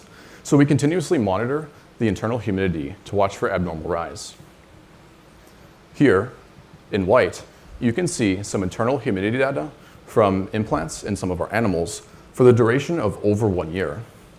As you can see, our internal humidity sensing is so sensitive, it can even detect the very small and slow humidity rise just from diffusion through our implant materials. Now, in blue, you can see that same internal humidity data, but from devices in our accelerated system. Now, if we adjust this data for our acceleration factor, you can begin to see not only the agreement in this data, but also just how far into the future this data extends. Now, in red, you can see a device which has failed in our accelerated system.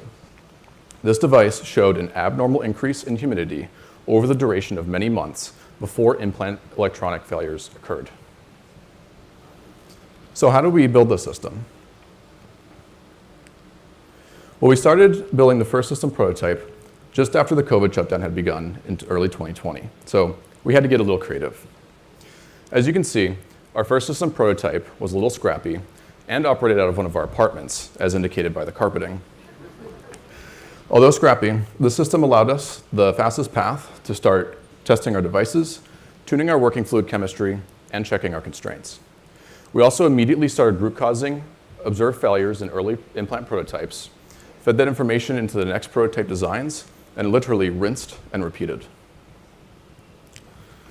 Over the duration of just a few months, the system was built out totally custom and highly iterated with 2 system versions and countless minor iterations, leading us to our currently operated 3rd generation system, which achieves high density testing with automatic in-vessel charging as well as automatic data collection. The system also features an implant sled assembly, which accepts brain proxy material such that the implant can be installed and inserted by the surgical robot, just like you saw a few minutes ago. We also integrated the system into a high-density rack mount form factor, along with a centralized fluid management system, both for chemical uniformity across vessels and also reduced operational maintenance. The system has been in operation for the last 1.5 years and has had its fair share of challenges. Since the system itself is undergoing the same accelerated abuse as the implants within it, it has been extremely challenging to design, build, and maintain a system of this scale while keeping it robust, even against itself. So what comes next?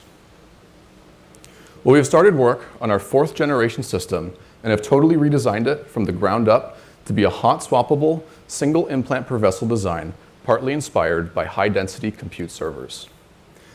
With this new system, we will achieve a whole new level of density, robustness, and scale. We also intend to have many of these systems operational in the pursuit of capturing even the lowest frequency edge case failure modes. With this, we will have thousands of implants testing in pursuit of these goals.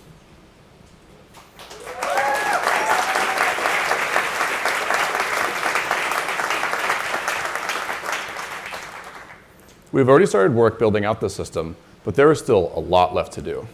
There are also many exciting challenges ahead of us, such as introducing mechanical stressing, brain proxy micromotion, and even replicating tissue growth around the threads for more complete and representative accelerated testing. So now that you've heard some of the ways in which we rigorously test our implant designs before production for surgery, Christine is now going to take you through a detailed look at our surgical process.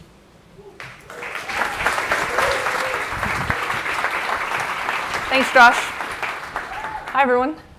I'm Christine, lead of the surgery engineering team. To get an N1 device, it's essentially these steps: targeting and the incision, drill the craniectomy, remove the tough outer meningeal layer called the dura, then insert the thin, flexible threads of electrodes, place the implant into the hole we created, and then that's it. You've got an implant under the skin. Look, Ma, no wires. Just kidding. I mean, seriously, no wires, but I don't actually have one. The surgical robot does the thread insertion part of the surgery. This is because it would be very difficult to do manually. Imagine taking a hair from your head and trying to stick it into Jell-O covered by saran wrap, and doing this at a precise depth and position, and doing this 64 times within a reasonable amount of time. And a neurosurgeon would probably not like it very much if we asked them to do this for the surgery. So we have the robot that you saw doing its tiny dance. I sort of wanted to call it Tiny Dancer, but it's called R1, which is also great. The rest of the surgery is done by the neurosurgeon. In order for us to make an accessible and affordable procedure, we need to revisit this. I'll tell you why. When I was in school, my dad lost the ability to walk and to use his arms and even to speak. He was diagnosed with ALS. We would look on the internet and you could see maybe one person here or there who had some cool custom robotic assistive device, but it was deeply frustrating how limited were the options available to him. And there's hundreds of thousands of people with paresis, not even counting people with other conditions that our device might be able to help. Meanwhile, there's not that many neurosurgeons, maybe about 10 per million people. And it takes about a decade or more to train a neurosurgeon, and they're already generally very busy. And as you can imagine, their time is very expensive. So in order for us to do the most good and have an affordable and accessible procedure, we need to figure out how one neurosurgeon could oversee many procedures at the same time. This might sound sort of crazy, but probably so did laser eye surgery before LASIK made it normal. LASIK's been around for about 30 years and counting. In the beginning, the laser robot did just the most fundamental core part that it had to do, and the surgeon did the rest. And over the iterations, the surgeon has to do less and less, and the laser robot does most of it. And it's a highly compelling procedure. It takes just a handful of minutes and often gives life-changing results. Since I joined in 2017, we've also done a handful of iterations to optimize the thread insertions of the robot. One of the challenges that we've had to face has to do with the optomechanical packaging. So as you can see here, there's about 3 primary optical paths that are really valuable for us to have reliable thread insertions. One is the visible imaging of the needle inserting the thread. And then another is the laser interferometry system called OCT, optical coherence tomography, that gives us the precise position of the brain while it's moving in real time. And then also we have to provide lighting and illumination to see what's going on in the visible light camera. And doing all this where the needle is at the bottom of the craniectomy, especially when it's close to the skull wall, can be pretty difficult to fit everything and be able to see it.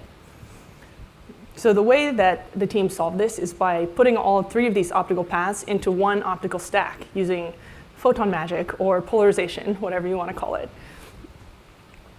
And that enables us to do vessel avoidance in real time. So as I mentioned, the brain is moving, and where we place targets in the beginning may not be where you want to insert at the moment the needle is going down there. So the robot can actually detect the vessels and then determine if we're going to insert onto a vessel or not, if it's safe to insert, and then that way we can avoid inserting onto major vessels. And that brings us to the robot that we have here today. There's still a lot for us to do to get to that procedure where we reduce the role of the neurosurgeon and make it affordable and accessible. The 2 elements of the surgery that demand the most skills from the neurosurgeon are the craniectomy and the directomy. Alex and Sam are going to tell you a bit more about how we think we can get rid of the directomy step. So that leaves the craniectomy.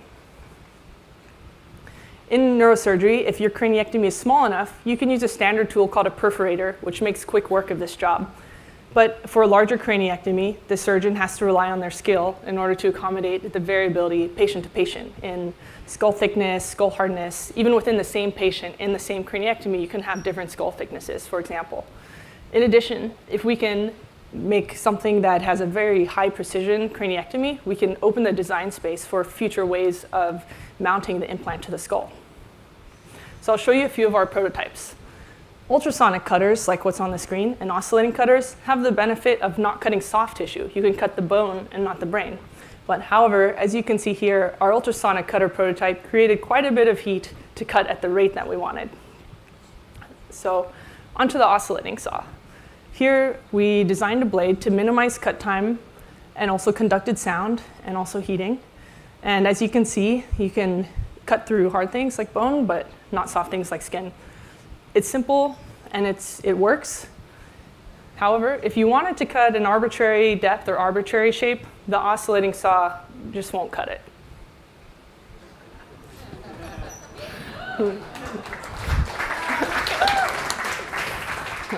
I was afraid no one would get it.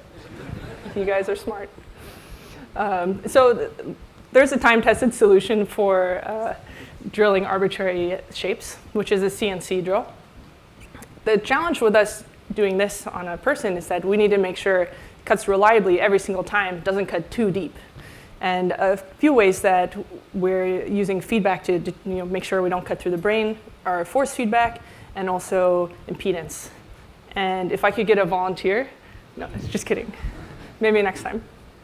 But yeah, so this is some insight into some of the things we're working on to make an accessible and affordable procedure. And now Alex is going to tell you a bit about our next generation developments.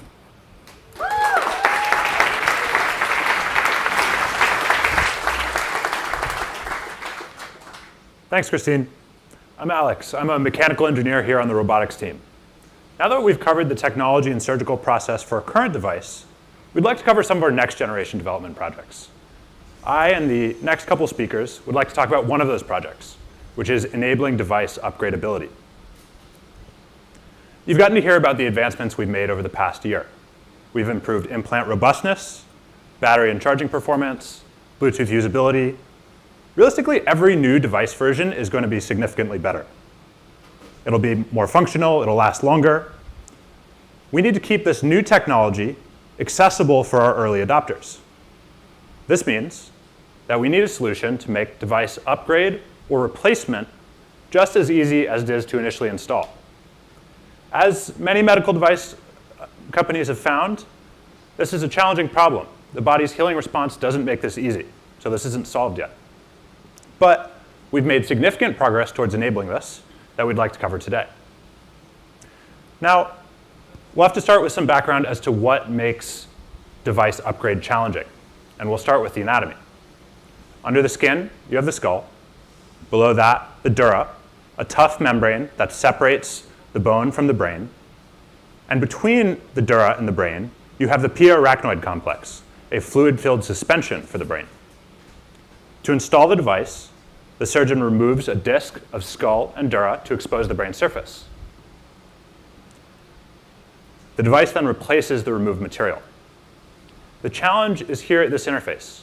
Over months, all empty volume is filled by tissue, encapsulating the device and the threads. The device would be trivially easy to remove. Because of the thread's small size, they would slip right out of the brain. It's the tissue layer that forms above the surface that makes removal challenging.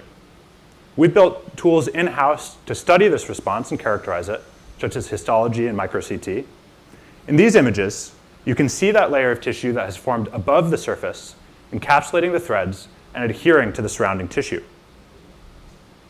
We've explored many different avenues for designing around this healing process and finding a solution to make device upgrade seamless. Our best successes have come from making the procedure less invasive. Instead of directly exposing the brain's surface, we instead keep the dura in place, maintaining the body's natural protective barrier. This prevents encapsulation at the brain's surface. And really, this is actually a huge win for making the surgery simpler and safer, as Christine alluded to. However, this doesn't come for free. The dura is a very tough, opaque membrane. As you can see in these SEM images, it's composed of a dense network of collagen fibers. These offer an array of technical challenges for inserting our electrodes. One of those challenges is imaging through the dura. As you can see on the left, our current custom optical systems offer pretty incredible capabilities for imaging the exposed brain surface. However, as you can see on the right, once the dura is in place, you can't see the dense vasculature at the brain surface. The dura is in the way. There's simply too much attenuation. To solve this problem, we're developing a new optical system that uses a medical standard fluorescent dye to image vessels underneath the tissue. Here, you can see that dye perfusing through the vessels, highlighting them. There's still a lot of engineering work to go to prove accuracy and repeatability of this system, but once that's done, this will allow us to target and avoid blood vessels underneath the dura. We're also exploring applying our laser imaging system to deeper tissue structures. In the bottom left, you can see a section of the tissue layers underneath the dura. This image is compiled from multiple volumes from our optical coherence tomography system. You can see the collage of those volumes above. In the future, these new systems, when combined with correlation to pre-op imaging, such as MRI, will enable precise targeting without directly exposing the brain surface. Now, imaging isn't the only challenge that comes with the tough dural anatomy. Now, I'd like to hand it over to Sam to talk about some of the challenges of inserting our electrodes through this membrane.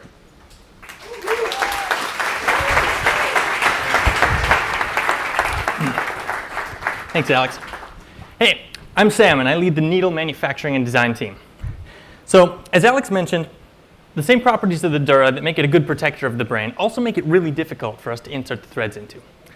In humans, the dura can be over 1 millimeter in thickness, which doesn't sound like a lot, but compared to our 40-micron needles, it actually is a lot. For example, if you scaled up the needles to the size of a pencil, the dura would scale to over 4 inches in thickness. Take a look at how far you have to zoom in to even see it. By the time the features of the needle come into frame, you could see individual red blood cells in the same frame. This is just wait. This is a real-life SEM image of our latest design. On the left there, you can see the end of the thread. In the middle is the needle, and on the right is actually a piece of my hair. So yeah, it's extremely small. And besides being really small, there's a lot of other challenges associated with designing this. One challenge is that we have to use the needle and the protective cannula that it sits in to grab onto the thread and to hold it while we peel it from this protective silicone backing. And then we have to keep holding it while we bring it over to the surface and then release it from the cannula during insertions. Another challenge is that the brain is really soft beneath the tough dura. And so if the needle isn't sharp enough, it'll just keep dimpling the surface without puncturing. And if this free length gets too long, it can actually just buckle the needle like this. Another challenge is that we don't just have to get the needle through, we have to get the thread through as well. So we really have to focus on optimizing the combined profile of the needle and thread together. And these are just some of the challenges associated with designing something like this. And so far we found that the key to solving this problem has been improving on our speed of iteration. But let's look at how we make these things in the first place. So we start with a length of 40 micron wire made out of tungsten and alloyed with a little bit of rhenium for added ductility. We designed this femtosecond laser mill in-house to cut the features of the needle and cannula. And it can do this with sub-micron precision. We spent a lot of time this year turning this thing from a science project into an industrial system. Just a couple months ago, it took a skilled operator 22 minutes to make a needle. And even a skilled operator could only get about 58% yield. Today, that same process takes just 6 minutes, and anyone can get 91% yield with just a few minutes of training. With only one click, the mill cuts and measures the needle and cannula and uploads the measurements to our limb system so that the robots can use the exact dimensions for each needle that it uses. Now, this is all for our current design though, and we've had a couple years to optimize the manufacturing process of it. The current design has served us well so far, but it doesn't quite protect the thread well enough to get through the tough dura. So, like I said, we had to come up with something new, and we needed to be able to iterate on designs quickly. Unsurprisingly, there's no page in machinery's handbook for this kind of thing, so we dug into the science of femtosecond laser ablation and figured out a workflow that allows us to use our laser mill much like a CNC mill. This allows us to iterate several times. This allows us to iterate in under an hour for new designs, allowing several iterations per day when we're really on a roll. As a result, the latest design, seen on the right, can actually insert through 9 layers of dura, totaling 3 millimeters on the bench top. This is far more than we could ever expect in a human with significant margin.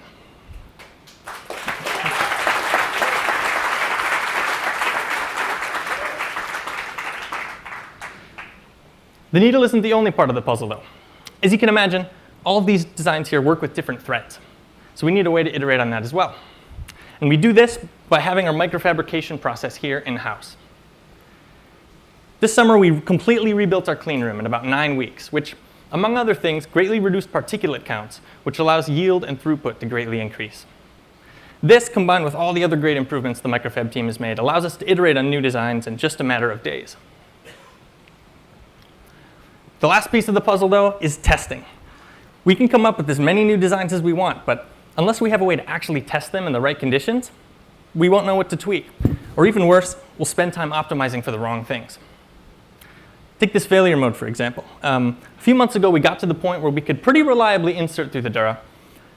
But when we took the proxies and put them in our micro CT imaging, we realized that our hold on the end of the threads was actually too strong, and we were pulling them out just a little bit underneath the surface.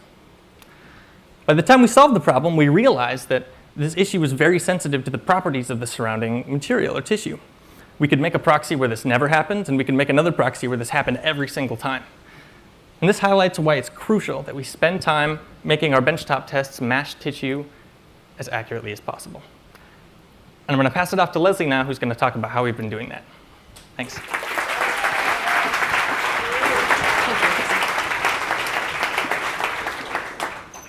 Hi, I'm Leslie, and I lead microfabrication R&D.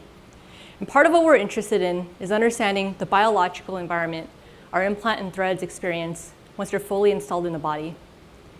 Learning directly from biology, though, is inherently slow. So in order to move fast, we're developing synthetic materials that mimic the biological environment. This allows us to learn as much as we can on benchtop and start taking steps away from the industry standard of animal testing. Developing accurate proxies, though, is challenging. The implant environment is made up of many anatomical layers that all have unique properties. And as time goes on and the implant site heals, new tissue forms, filling any available space. In addition to that, motion related to cardiovascular activity and head movement introduce added complexity. So to start addressing some of these challenges, we're engineering materials using feedback from biology. This may involve mechanical characterization of tissue or analysis of interactions at thread-tissue interfaces. Much of this characterization is even done during surgery itself by using custom hardware and software that modifies our surgical robot to double up as a sensitive characterization tool. We then use the data collected and feed it back into optimizing our materials so that they behave mechanically, chemically, and as shown here, structurally, just like biology. We've come a long way from our humble first brain proxy, shown here sitting on a plate and consisting of agar and a parafilm sheet. And while simple, it allowed us to perfect robot insertions through countless benchtop tests. Today, our proxy is slightly more complex, where we've upgraded to a composite hydrogel-based brain proxy that better mimics the modulus of real human brain. We've also incorporated a Dura proxy and developed an injectable soft tissue proxy that so far has allowed us to perform benchtop mock explant testing.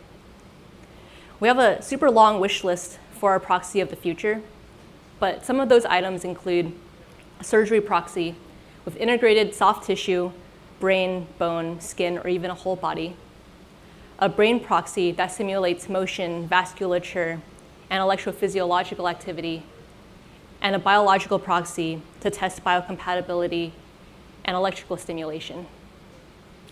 There's a ton of ongoing work getting us closer to our proxy of the future, including work on lab-grown cerebral organoids, as shown here. And all of this will get us closer to a future where we learn more and iterate faster on benchtop and reduce our reliance on animal models, or even one day replace them completely. And with that, I'll hand it over to Dan, who will be presenting a very exciting next generation application. Thank you.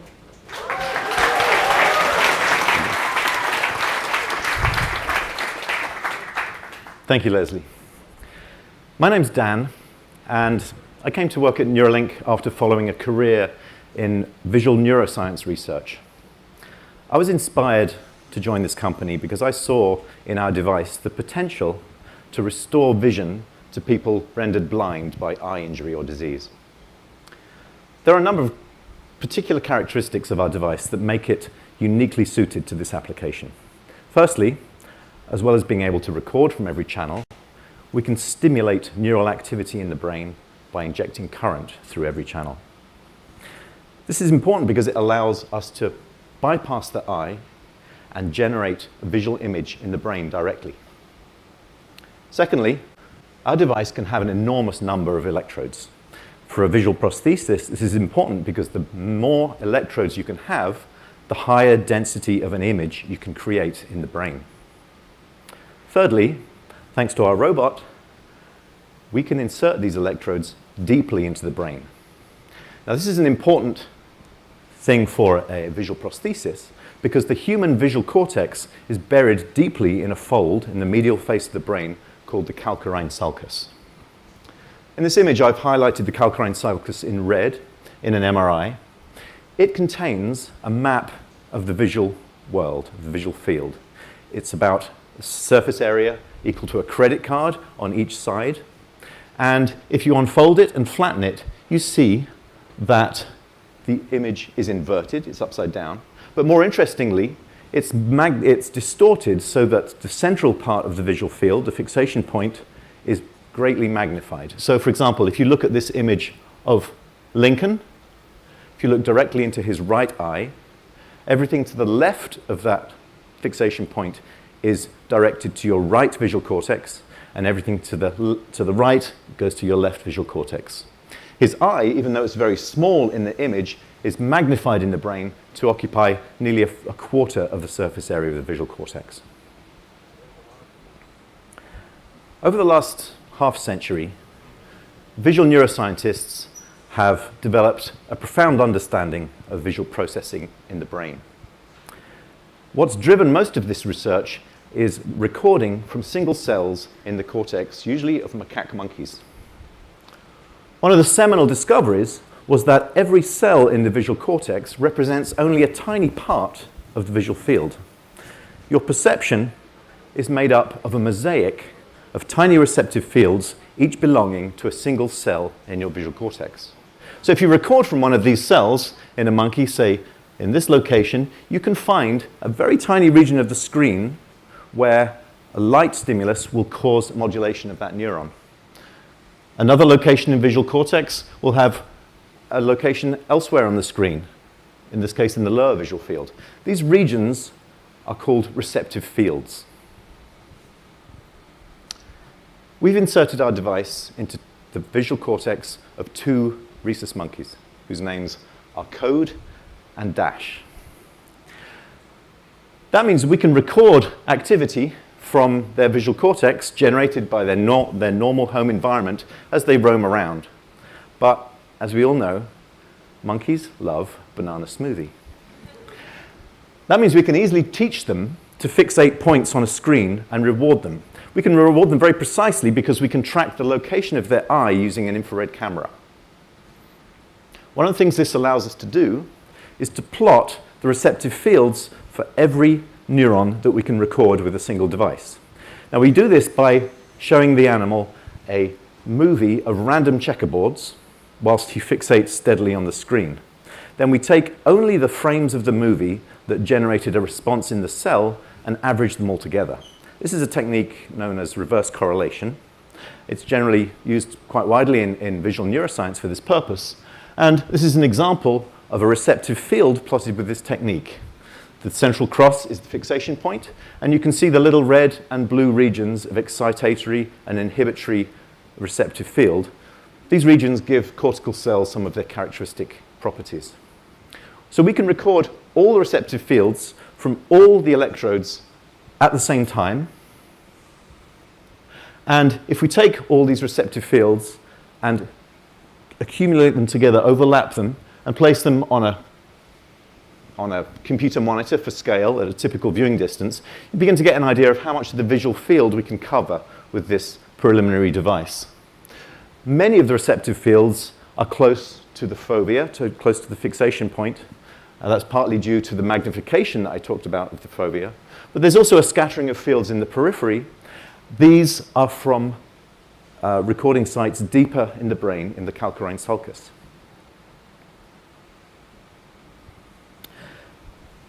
So far, I've only talked about recording information from the cortex.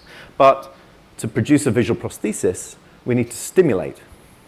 So, if we stimulated the cells whose receptive fields are in this location, we would produce a perception of a flash in that location that only the monkey can see.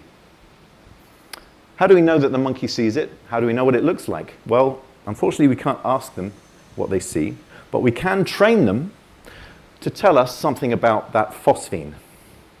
We start by training the monkey to fixate a central point on the screen, like this white dot, and we start by presenting real visual stimuli on the screen and rewarding the monkey for making eye movements toward those stimuli.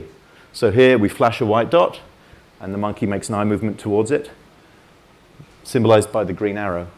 We then choose another random location and reward the monkey for making an eye movement towards it. Once he's got good at this task, we can begin to interleave these real stimuli with electrical stimulation of electrodes and produce a phosphine. The monkey sees the flash and naturally makes a saccade towards it. This tells us not only where in the visual field the flash occurred, but we can also change the current that we inject in that electrode to see how often he makes that saccade, how noticeable or how big perhaps the stimulation, the phosphine is that we're producing. Let's look at code performing this task. I want to show you first at 1/4 speed. There's a visual flash, and he makes an eye movement towards it. The monkey can only see what is white on this screen. He can't see his own eye movement, and he certainly can't see when we stimulate. But here we stimulate, and he makes the same saccade to the same location because we stimulated the same electrode. Nothing appears on the screen at that time, and he has no other cue to make that eye movement. Let me show you this in real time. You can see monkeys like to work very quickly. And when we stimulate, he makes that saccade in real time. Monkey see. Monkey do.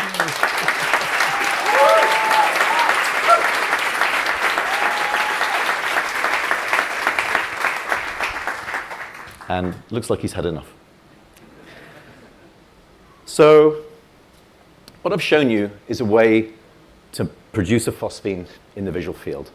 This is not something new in visual neuroscience, but if you think about that phosphine as a single pixel in a visual image, all we need to do is scale up and produce a great many more pixels and have them covering the visual field. This is a schematic of what a visual prosthesis using our N1 device might look like. A camera, the output from a camera would be processed by an iPhone, for example, which would then stream the data to the device, and the image would be converted into a pattern of stimulation of the electrodes into visual cortex. With 1,000 electrodes, we might be able to produce an image resembling something that you see there on the right. But as Avinash told you, our next generation of the device will have 16,000 electrodes. If you put a device on both sides of your visual cortex, that would give you 32,000 points of light to make an image in someone who's blind. Our goal will be to turn the lights on for someone who's spent decades living in the dark.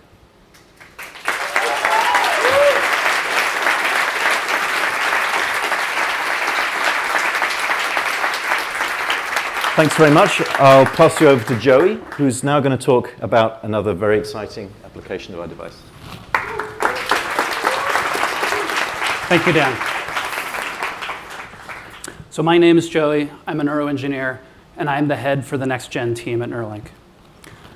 So for persons with spinal cord injury, the connection between the brain and the body is severed. The brain continues functioning normally, but it's unable to communicate with the outside world. You've already heard about how we can use the N1 link as a communication prosthesis to help someone with spinal cord injury control a computer or a phone, but it can also be used to reanimate the body. Let me show you how. First, a little neuroanatomy. Movement intentions arise in motor cortex and are sent down long nerve fibers through the spinal cord. These are upper motor neurons. In the spinal cord, they synapse, that is, make a connection with another motor neuron, a lower motor neuron, which sends these movement intentions to the muscles, which contract, and in turn you have movement. While of course there are many other circuits involved in voluntary movement, you can think about the spinal cord as many pairs of these two connections. And in spinal cord injury, one of these connections is severed, unable to make the muscles contract. Let's zoom a little bit further. So here you can see on the left a cross-section of the spinal cord with a fiber coming down schematically. This travels through the white matter tracts. This is the upper motor neuron. And then it synapses within this butterfly-shaped region of gray matter in what's known as a motor pool. In the motor pool, the lower motor neuron descends out the ventral roots to the muscles, which contract. And then the sensory consequences of those movements, for example, the touch of your hand against an object, return to the spinal cord through the dorsal roots and ascend the spinal cord up into the sensory regions of the brain. Again, in spinal cord injury, this connection is severed. If we could place electrodes into the spinal cord, say in a motor pool adjacent to lower motor neurons, we could stimulate those neurons, activating them, and in turn causing the muscle to contract and movement to occur. But this is very hard to do. The spinal cord is quite delicate, and it moves significantly within the bony spinal canal. This could cause damage to the electrode, it could cause damage to tissue, or both. But our electrodes are small and flexible, and our robot is able to insert them deep into tissue, perhaps all the way down into the ventral horn of the spinal cord. And so we have done just that. Here you can see a view from the R1 robot. It's a targeting view, and we've placed electrodes across many millimeters of the spinal cord. And the R1 robot is able to insert those electrodes deep into the ventral horn, into motor pools, in very close proximity to lower motor neurons. This is important because it allows them to have a localized connection to those neurons and activate very precise movements. Now, to track movement, it's very common to use motion capture markers, like you might see in the production of a movie. These can be placed with a light adhesive, and you can see me placing these on my hand. We're going to use these markers to let us zoom in on movement in the next couple of slides. Okay, so here's a pig walking on a treadmill, and you may have seen something like this before in a previous Neuralink presentation. But unlike before, this pig has more than one Neuralink device. There's a device in the brain, but there's also one in the spinal cord. And we can stream neural data from this device, these devices, in real time and use them to do things like decode the movement of the joints of the pig. So here you can see on the left a time series of the hip, knee, and ankle, and we're decoding those movements. So this is super cool, but that's actually not what we want to do. We want to go in the other direction. We would like to stimulate the spinal cord and cause movement to occur.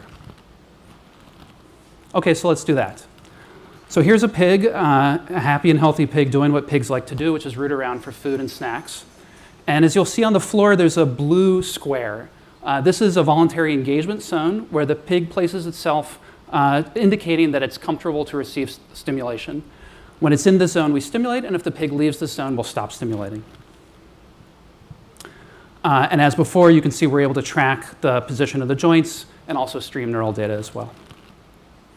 Okay, so let's stimulate an electrode. So here's one electrode on one thread that when we stimulate causes a flexion movement of the leg. So on the left, you can see the movement of the joints, and you can also see the time series of the stimulation pattern in yellow. So the leg is moving up. Here's another electrode, which when we stimulate causes an extensor movement. This is actually a little harder to see because the leg is straightening and the hips are shifting, but if you look carefully, you can see how the leg is moving. We can stimulate on a great variety of threads and produce different movements and actually sequence them spatial-temporally to provide patterns. So on the left, you can see a time series of different stimulation on different electrodes. You can see the movements of the joints. And on the right, we're zooming in on muscle activity that gives us an idea of the kind of strength and power and specificity of those movements as well. So in addition to doing sequences, we can also achieve sustained movement. These are powerful muscle contractions of the sort that you might need for standing or other load-bearing activities and are really crucial for interacting through the world. Okay, so stimulating the spinal cord is only one piece of the story. You also have to get command signals for the stimulation of the spinal cord. Unfortunately, we have a way to do that. We have the N1 link that you've already heard about placed in motor cortex. How would that work? So we place threads in motor cortex and record spikes. These spikes would be wirelessly transmitted in real time and decoded into patterns of stimulation. Stimulation would then be delivered to the ventral horn of the spinal cord, to the appropriate motor pool for the muscles that we'd like to activate. We then stimulate, activate those lower motor neurons, which causes the muscles to contract and movement to occur. Now, of course, movement without sensation is actually kind of difficult. Just think about what it would be like to try to move your limbs if they're numb. But we can also get sensory information as well. So the sensory consequences of your movement can be recorded in the dorsal horn of the spinal cord in the form of spikes. For example, here, a feather touching the hand. These spikes can in turn be decoded in real time, sent to patterns of stimulation to either the same N1 device in the brain or perhaps a different one in a sensory area. Stimulation of that part of the brain would cause percepts of touch and proprioception, closing the loop. So putting those two loops together, we have motor intentions decoded from the brain, used to stimulate the spinal cord, causing movement, and then the sensory consequences of those actions being recorded in the spinal cord to stimulate the brain, causing perception. Now, we have a lot of work to do to achieve this full vision, but I hope you can see how the pieces are all there to achieve this. And if you find this prospect as exciting to you as it is to me, I hope you'll consider joining us here at Neuralink. Thank you.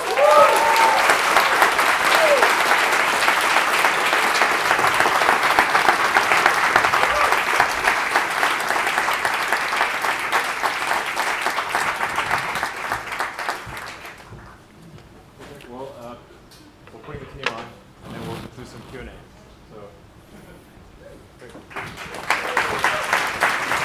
I'm gonna unmute for the Q&A. This is the best part, dude. That's really cool. That's some really cutting edge stuff.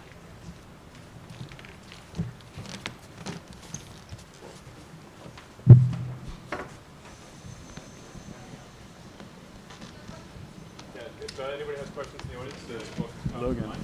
Is it nice? Thank you. This is obviously amazing and has clear therapeutic potential. It would also be great for the scientific neuroscience community to access some of these tools. Do you have any plans to make these available to neuroscientists? Yes, we do. Okay. It's a great question. I think there's probably a lot that can be figured out if we provide the surgical robot and devices to neuroscience research departments at universities and hospitals. So I think at the point at which we need to be in production with the machines and obviously have the FDA approvals, but I think it would make a lot of sense to provide this to research universities and hospitals.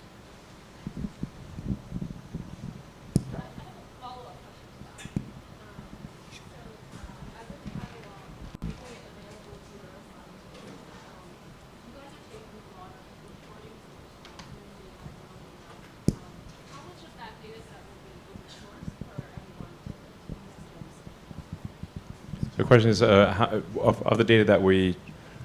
Of the data sets yeah. that you've collected, are there any that you plan to open source for the scientific community? Yeah, I think that would be fine. I think, yeah, sure, absolutely. Because I think it could be really interesting for people working in AI research to build upon that and build foundation models for the brain. It's a good point. Yeah, I actually got no problem with just publishing it on our website. You can use it if you want. Yeah. Looking forward. That's Great. That's cool.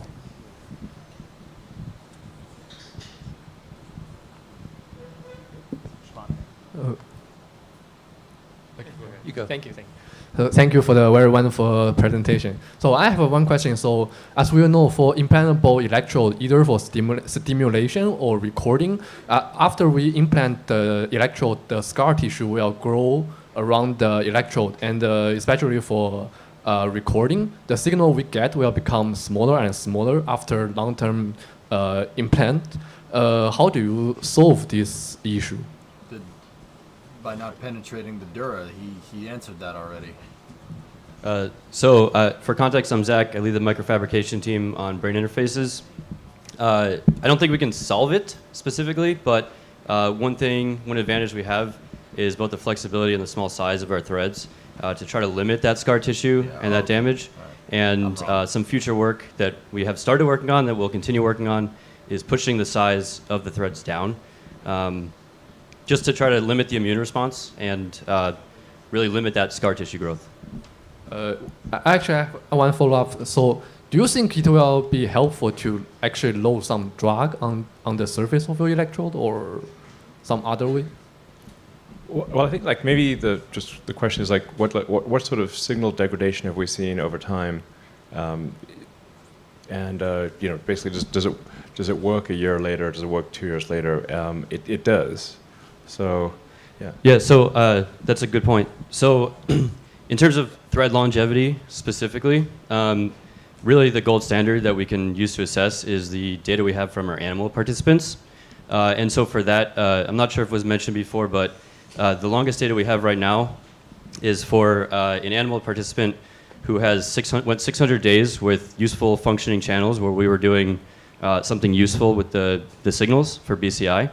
And then with the newest version of our device, we have sort of a collection of participants who are at or near 1 year of data and completely useful functioning BCI from that as well. Thank you.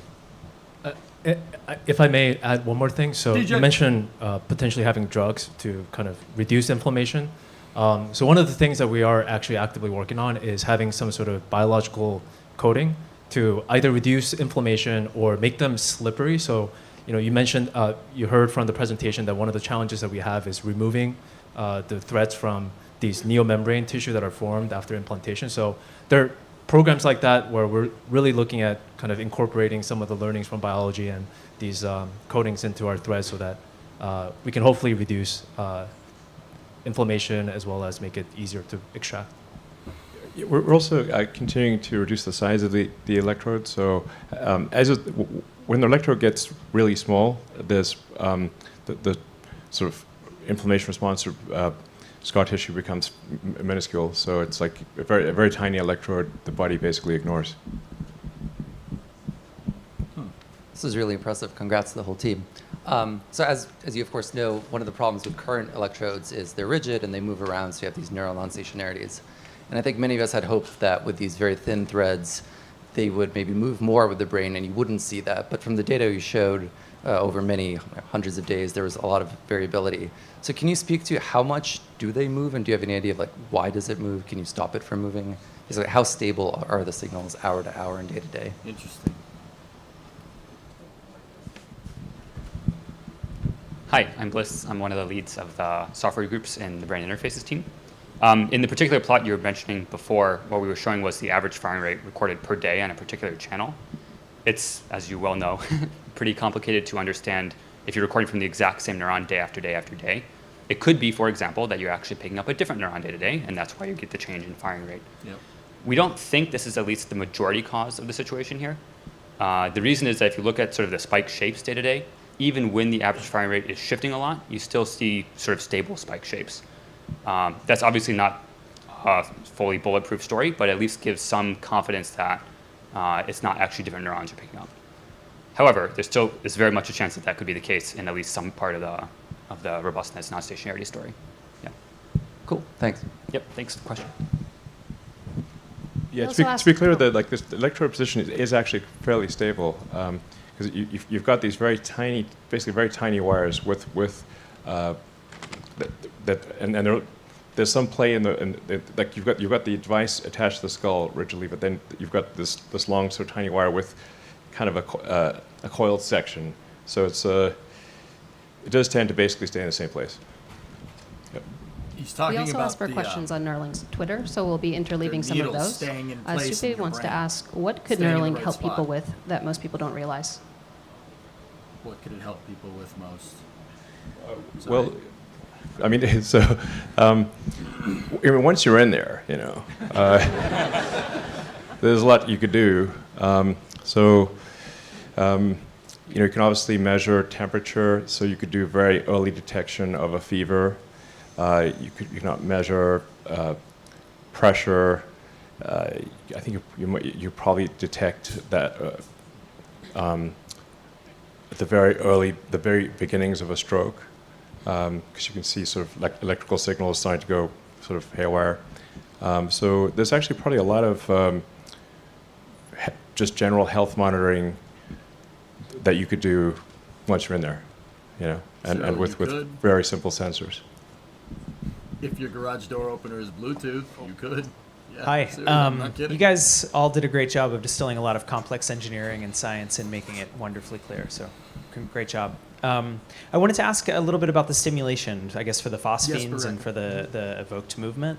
How are you thinking? Is this more like local stimulation? Is it juxtacellular? Are you steering current around? How many cells are you activating? How much current are you using? I'm just curious what the scale of this is and whether you have a lot of precision or a lot of you have pretty profound behavioral effects too. Hi, yeah, I'm Dan, and how many cells you stimulate with a single electrode is dependent on the impedance of the electrode, size of the conductive pad, how much current you deliver, the frequency, all these factors. So there's a great deal of variability that we can use to customize the shape of a phosphene, or not the shape necessarily, but maybe the intensity of a phosphene. We think with our current electrodes, at least in code, back of the envelope calculation would be something like about a 50 to 100 micron diameter sphere of cells are being stimulated. In a visual system, the smaller that sphere, the smaller and more specific you can make a particular phosphene.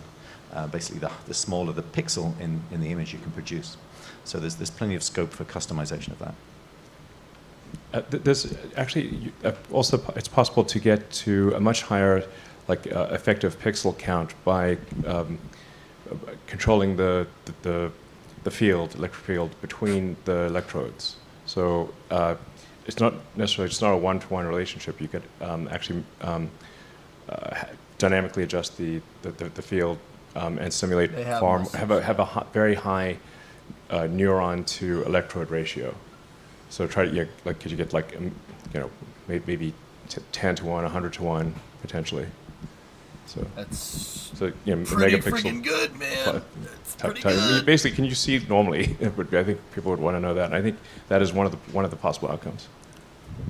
Hi, Lon. This is amazing. Can you talk about the longevity of the implant itself? Also, how would the material of the implant would react with the brain tissue or density of the bone or bone structure? Thank you. Yeah, happy to talk about this. I'm Jeremy, an engineer on the brain interfaces team, and I think it's good to start with data. So, like Zach mentioned, we have an implant that was, a monkey was performing BCI for 617 days. That was pager before being upgraded to the latest device. For our current version of the device, it's lasted for almost a year. And then for our accelerated lifetime tester that Josh kind of talked about, we have data from our implants from the previous version, 8 years of accelerated time, and from the current version, 4 years of accelerated time and counting. So that's kind of starting with the data. Those devices are still lasting and still going. Theoretically, there are kind of 3 fundamental factors that contribute to the longevity of the device. One is going to be the seal, the hermetic enclosure of the device. 2 is going to be the battery and internal electronics. And then 3 is going to be the threads that Zach talked about a little bit. And the channels being able to functionally record signals from the brain. The seal, we think, will far outlast the other 2 in terms of the bottlenecks.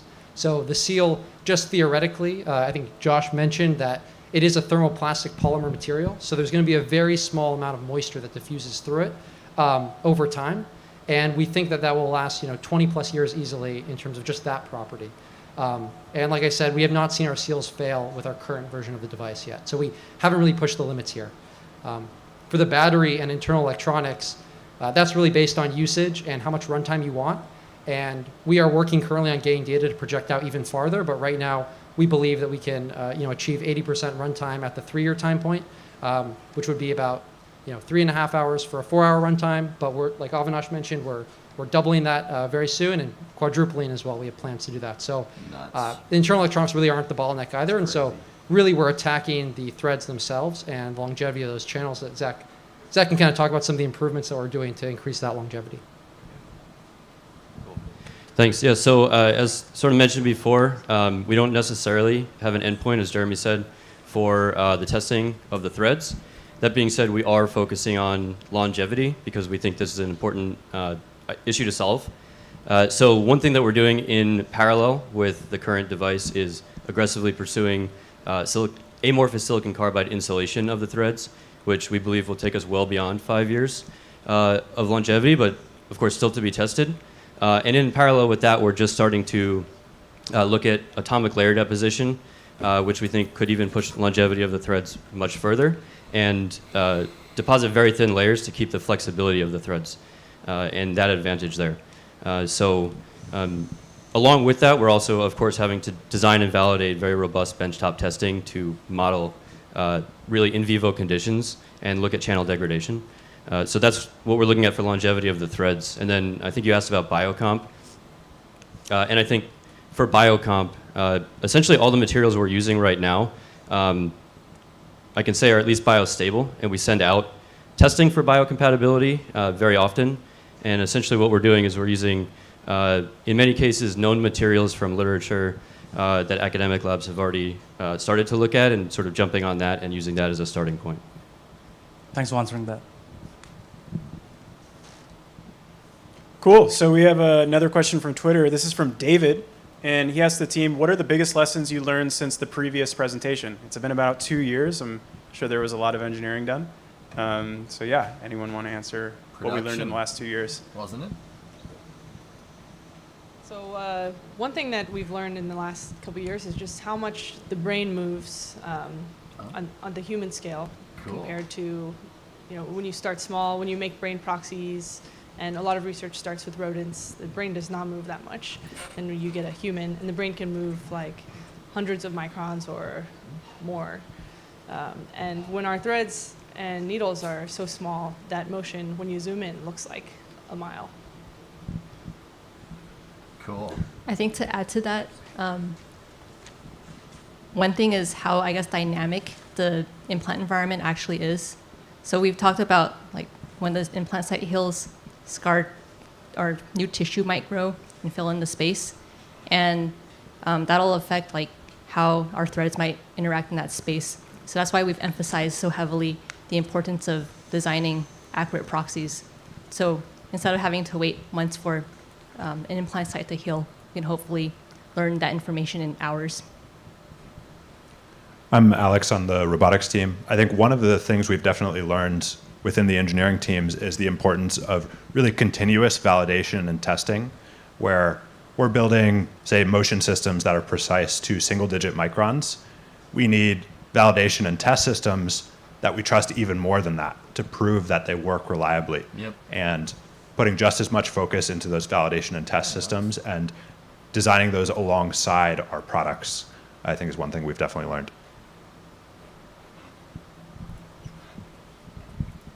Another thing that we learned, I think, as part of BCI, or the brain control and algorithm, is that, again, building a prototype and making it work with only one monkey, one pager, was a great, maybe a success, but also relatively easy to making it work every day for all the other monkeys.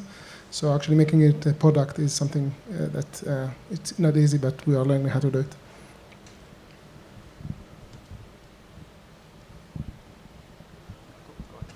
I mean, I've learned that the brain is really squishy.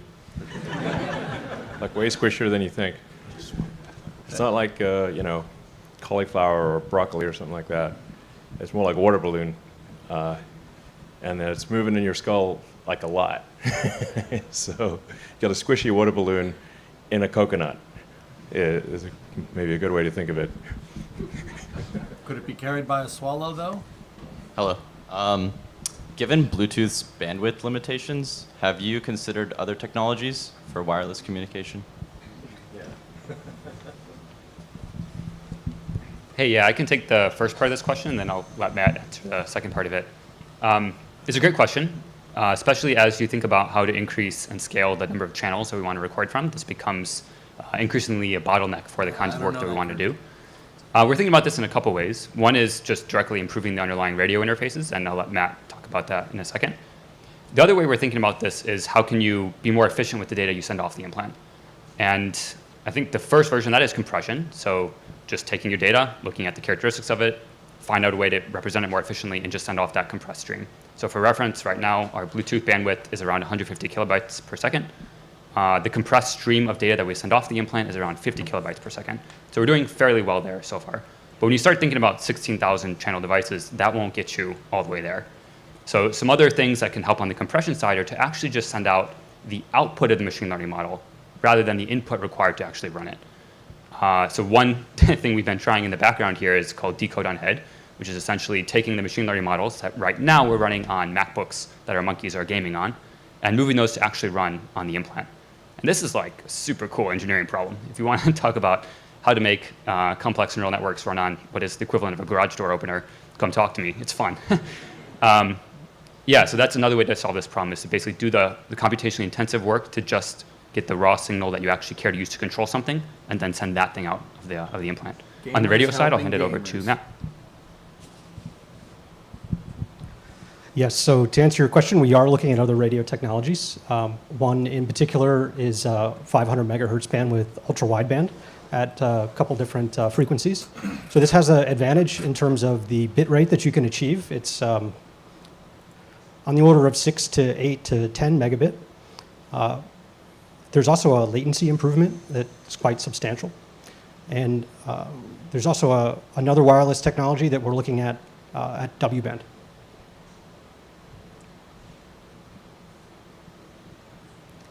Hi, thank you all for really clear and compelling presentations. Something that struck me in one of the earliest talks, I think it might have been DJ's, was this vision for the ability to acquire new complex skills via these BCIs, like the ability to perform Kung Fu.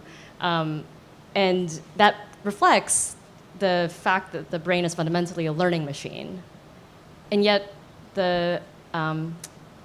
many of the technical solutions presented later were framed in such a way as to try to correct for the way the brain changes over time, over longer time scales, drift over the course of days, or the way that the tissue might heal over time. I was curious what your vision collectively was for developing out this technology that interfaces with a fundamentally plastic system that changes in complex ways over a variety of time scales, days, months, years.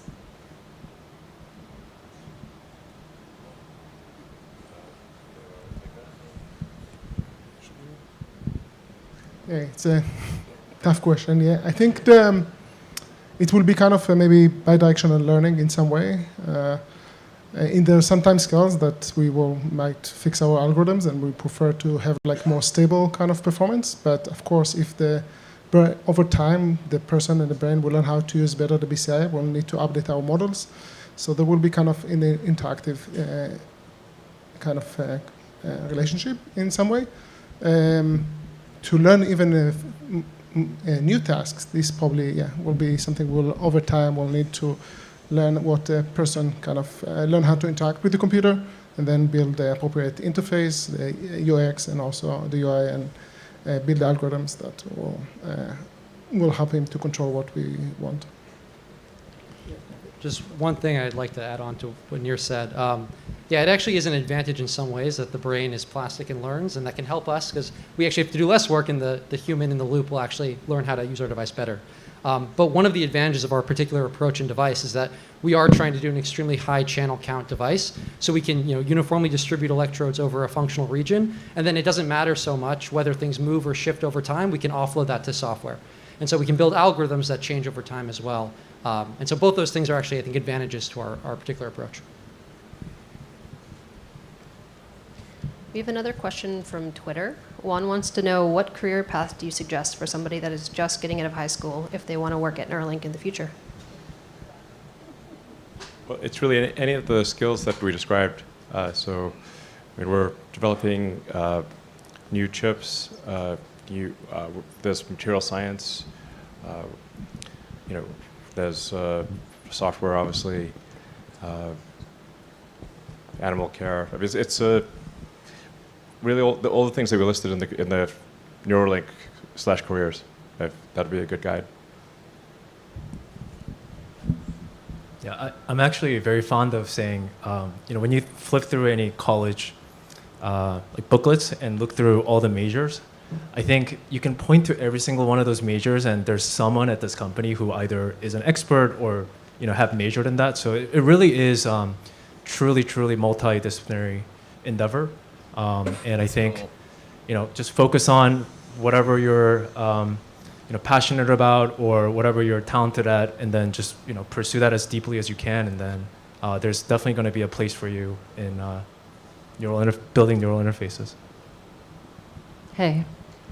We got to see the monkeys doing telepathy, but could you say a little bit more about the animal behavioral training, kind of their lives and day-to-day processes? Sure. I'm Autumn. I am head of research services, which includes our animal care program. And as an animal welfare scientist, this is a topic that I'm deeply interested in. So our training program is outfitted mostly with behavior analysts who help us think about how to remove any of the potential aversives or frustrations from our training. We think about conditioning as the primary, which includes positive reinforcement, as the primary way to train. let's see, what else can I share with you?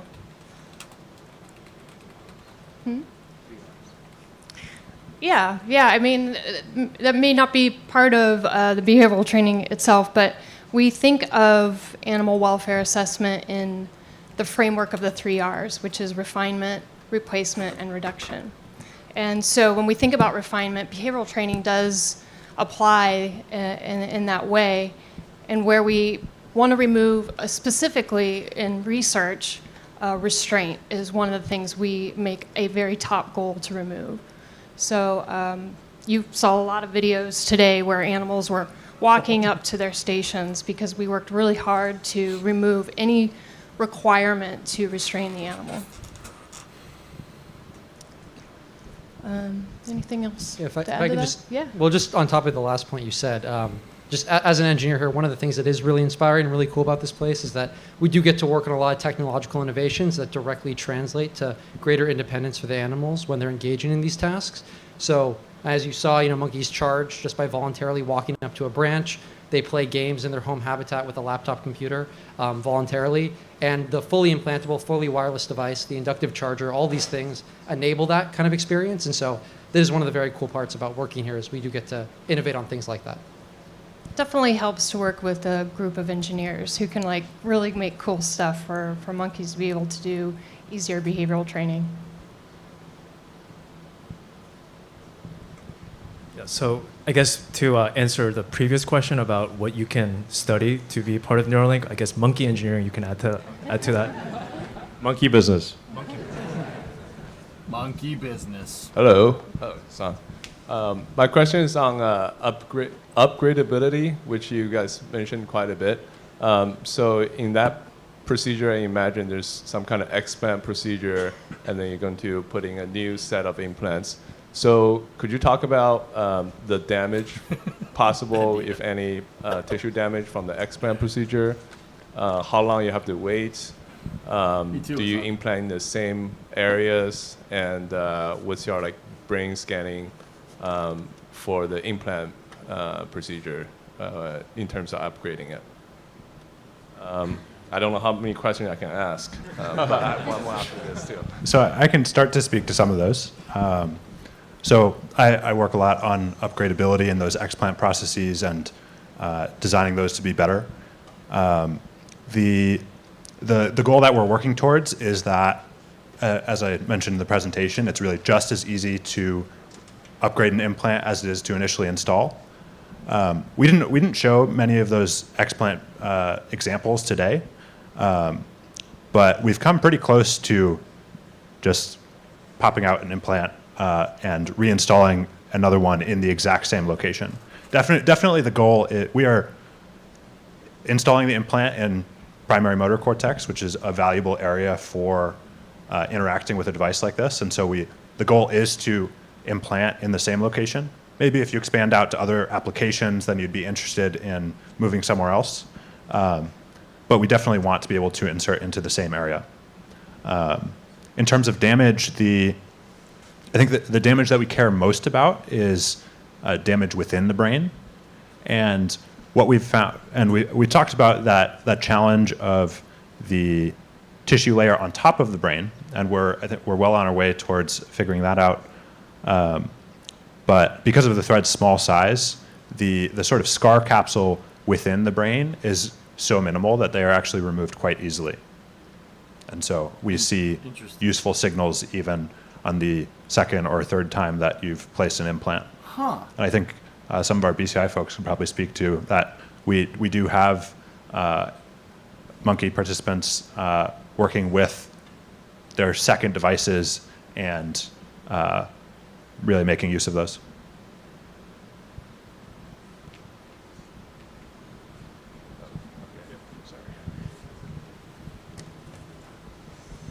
So two questions. One was somebody had asked the question about the brain being plastic. Have you noticed any plasticity from a behavior perspective from any of the monkeys? Or is it too soon to tell, or there haven't been any observations?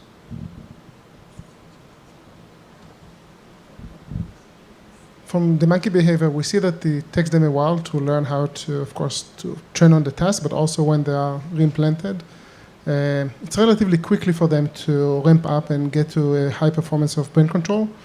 With Pager, for example, after a few days, he was able to, like 3 days already, able to learn very quickly to use the device. He was trained on the task, of course, from his previous implant, but with the new one, he was, after 3-4 days, he was able to control to close to performance of he had with the previous implant. But have you noticed anything on the adverse side, which means the brain has outpaced the neural network that you're running? What? It's hard to say. No, not really. Okay. So I have another question, which is more about the electrical side. So you talked about 1024 channels being recording. Are you transmitting the raw signal, or was it only the 3 spike events that you were talking about, the low, mid, and the high? Or is it the entire raw waveform that you transmit? Yeah, hi, I'm Julian. I can speak a bit about this, and maybe Avinash wants to contribute. But our chips see the raw signals, but then when we transmit out typically spikes, and we detect those spikes in real time on the chip. This massively compresses the data.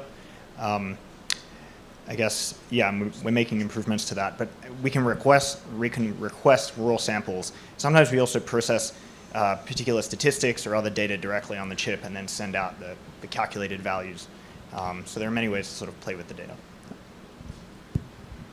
Yeah, so at least with the current N1 system that we have, which relies on BLE radio, there is a bandwidth limitation, so you can't actually stream raw data from all 1,024 channels. But just kind of to give you a little bit of a history of how our compression algorithm, the spike detection algorithm, was developed. We did have sort of a wire system. There was a paper that we published with the USB-C connector that streams all those signals through a high bandwidth wire connection. So we did have kind of those development platform to be able to see the raw signals and know which set of information that we want to extract that are going to fit within the bandwidth of the radio, as well as is useful for BCI control. And also just sending data wirelessly does cost a lot of energy. So there's any opportunities we have to reduce that burden. We try to basically have all that compression closer to where the electrodes are as possible. Maybe one thing that isn't obvious is that the actual bit rate that you need to control a phone or a computer is actually very, very low. So I think we might have the record for bit rate. Is that correct? We think we do, maybe. So on the order of 10 bits per second. So that's super slow. But if you think like when you're inputting data into a phone, like how fast are your thumbs moving? What's your thumb taps per second? Pretty low. And we're like basically our thumbs are like 2 slow-moving meat sticks that we, do this, and it's really low. It's like a low bar, is what I'm saying. Did you say meat stick? So at least for output, you get 10 bits per second. You're hauling ass.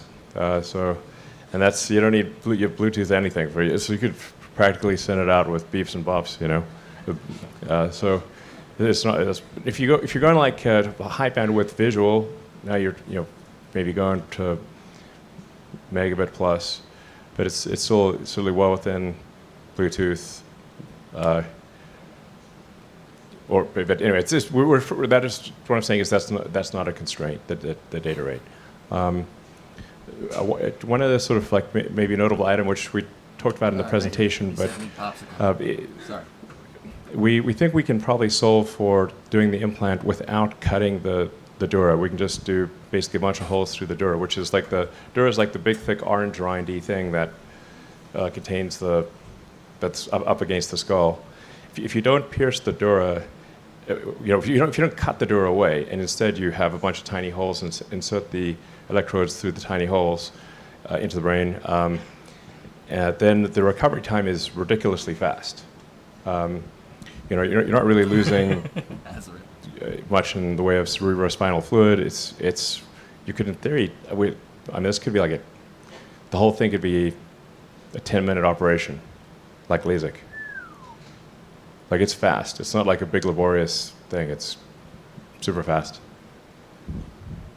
No, Johnny, they're not at that point yet, dude. Just going That'd be back cool, to though. the long-term use, I'm wondering if you have any pathology looking at scar tissue from any animals that have had long-term implants.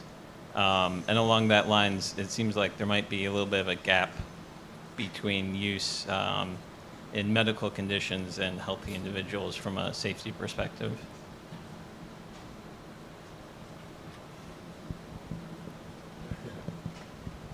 So I didn't quite catch the last question, but I heard the first one. I'll ask you to repeat the second one. So the first one is, do we have pathology from long-term use animals? We absolutely do. We don't have any pathology from our monkeys, which we upgrade and are still going. We have other studies that are primarily to determine safety, and so we do have histopathologic endpoints that we determine. The scar tissue formation around the threads themselves in the brain is typically negligible, like it barely reacts to the threads at all. So that's very promising. In terms of the scar tissue formation over the cortex, so this neomembrane growth that fills in the areas that Elon and Alex were mentioning that we remove with our current operation, those we do evaluate that scar tissue, but it doesn't pose a problem in any way. It's not a continuous reaction to a foreign body. It's just filling in tissue that was removed. And if you could repeat the second question, I didn't hear that. Yeah, the second question, really following up on that, seems like there might be a little bit of a gap in use in healthy individuals from a safety perspective. I think people mentioned that they might be interested in trying prototypes, but just wondering what your perspective is on trying to lower the safety risks. Yeah, it's a great question. So in terms of, really it's about the long-term use of the device. So we have devices that have been implanted, like I said, in monkeys where, for many years where we see no behavioral deficit at all. So then this first is a question of how you evaluate safety. So you have histopathologic endpoints you can evaluate, but we're also looking for cognitive deficits or behavioral deficits as well. And we don't see any of those in our animals, which is an important point. In terms of the histopathologic endpoints, they look really, really great. The challenge is one of explanting the device, which is why we're putting so much effort into the reversibility efforts and our through-dura insertions. So when removing the device, that's when you potentially could cause damage. And so we have a lot of ongoing studies right now to really minimize the risk of that. But we don't think it's a substantial risk with our current approach. And like I said, Pager was upgraded with the previous surgical approach and is doing great. So clearly it is, can be perfectly safe, but proving that beyond a shadow of a doubt for humans is something that we're still working to do rigorously. There you go. Did that answer your question? Chat. Yeah, thank you. So thank you for a very deep dive on Really- many of the different aspects of the I device can and the explain this system. to It's you very when it's impressive done, to dude. see all of the Just engineering bear work that's with me gone here. into it. I'll explain what they're talking about at You the just end of the mentioned about bitrate. Not video As the stream. prior bitrate holder, I can confirm you have indeed shattered my record. So congratulations on, I think I saw a peak of 7.4 bits per second. Well done. My question is actually around clinical trials and the FDA. To the extent that you can share, I gather that device removal or maybe electrode removal is one of the concerns that the FDA highlighted. Is there anything else you can tell us about what the FDA was concerned about or had questions about with respect to their IDE submission? Yeah, I mean, we can probably talk a little bit. I mean, these are really challenges that we have broadly. So explantation safety, proving that rigorously for humans is something that definitely is one challenge and was something that the FDA commented on. Other things, they do ask some really great questions. So other things involve things like the thermal benchtop testing of our implants. So obviously it's important that our implant doesn't damage the tissue by overheating. So having really rigorous and valid benchtop testing for that is very important. It's actually something that we're redesigned to be even more accurate now. It's also the case that they ask a lot of very hard questions on biocompatibility, chemical characterization. So we've done very rigorous testing for that, but they do ask a lot of questions about getting into the weeds of the data and making sure that there really is no chance for any toxic chemicals or bioincompatible materials to be in the brain. So these are all things we're working with to just prove again above and beyond a shadow of a doubt. One thing that's maybe worth mentioning here is that it can be difficult to appreciate the novelty of our product. So the surgical robot and the thin film array in particular are quite new and unlike existing devices, and this means that we can't rely heavily on literature to support the safety and efficacy of the device. So we do spend a ton of effort in designing and performing testing on our devices so that we can rigorously prove the safety of them, and we can't rely just on another product or on some paper.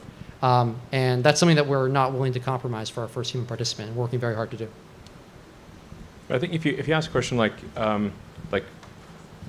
in my opinion, like would I be comfortable implanting this in someone, one of my kids or something like that? If at this point, like if they're in a serious, like let's say they, if they broke their neck, would I feel comfortable right now doing it? I would. I would say we're at the point where, at least in my opinion, it would not be dangerous. Hi. That's bad Thank you for the juju, man. presentation. Don't do that. So I have a non-technical question. Are you collaborating with people with motor disabilities? And if so, have they shared any ideas of applications that they would be excited about?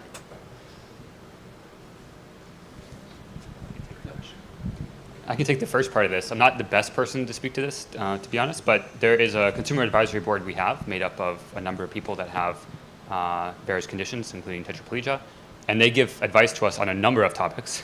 There's, just as an anecdote, someone came to the office maybe 6 months ago, and they were telling me what they most wanted to do with their Neuralink device.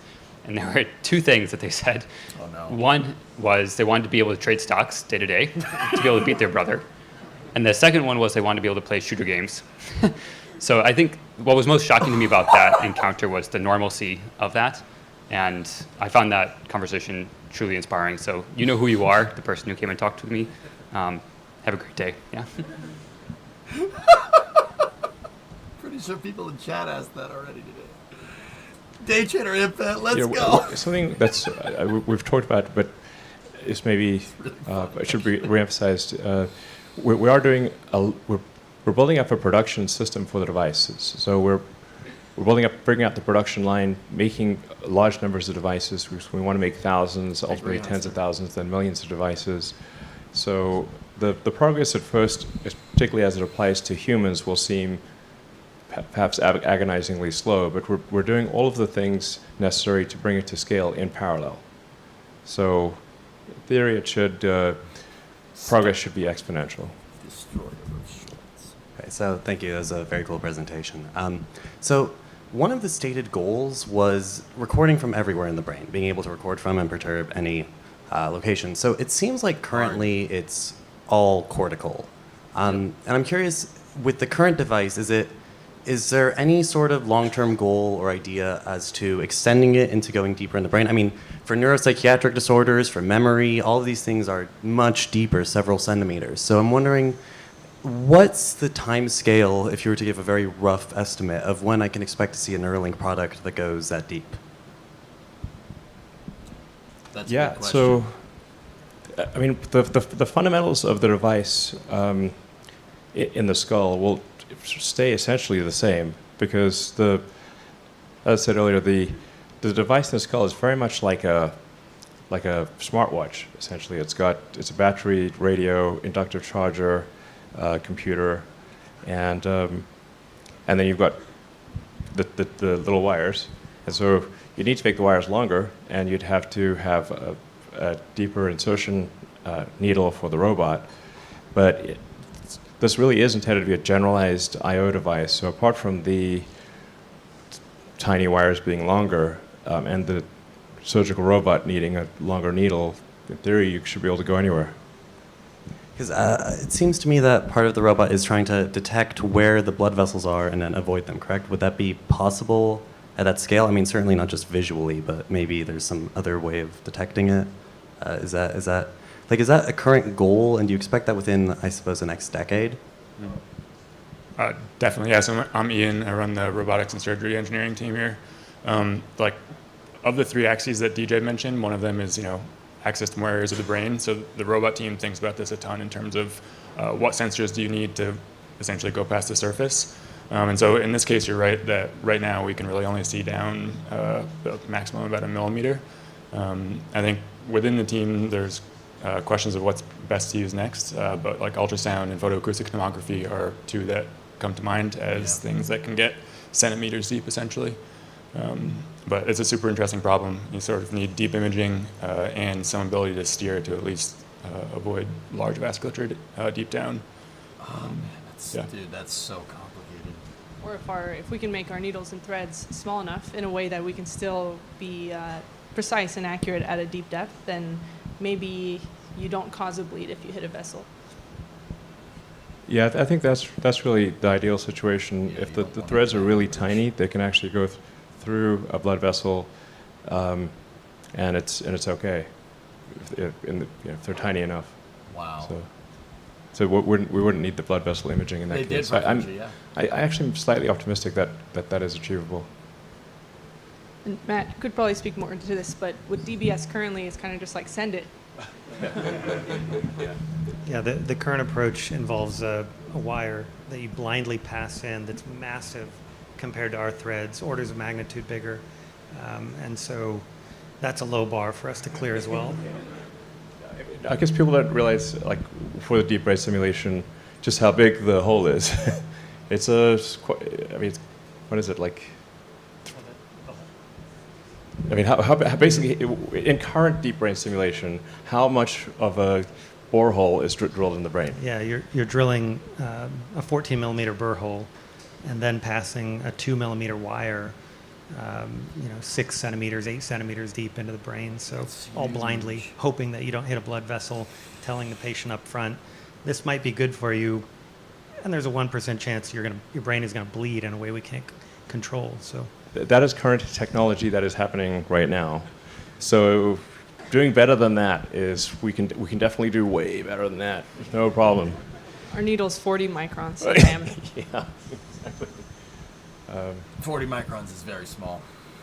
Thanks again for the phenomenal presentation. I thought it was fascinating how rapidly you could test all of these electrodes, but it begs the question about like what your fault tolerance is. Yeah, if you run and these diagnostics and it comes nothing. back that It's you super have something that's either shorted or high Z, how many of those before you get degraded performance? And the second question is when you're actually inserting this device, we saw examples of the electrode going in and then like looping back on itself, but it looked like that was something that was assessed basically by slicing the synthetic material.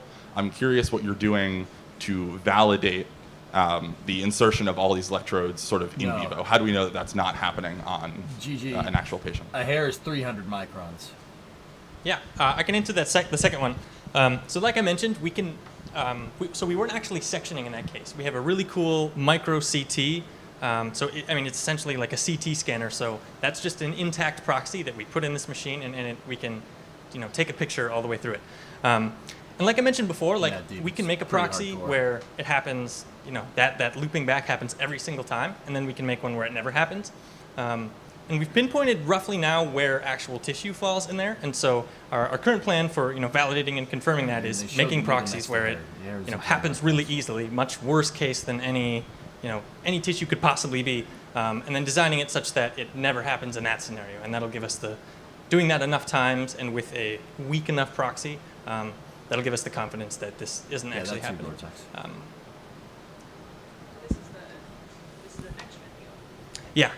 this is the next gen needle. We don't see this problem at all with the current generation. And I'll take a stab at your first question. So to clarify, you're asking what happens if there's a fault on a particular channel or something?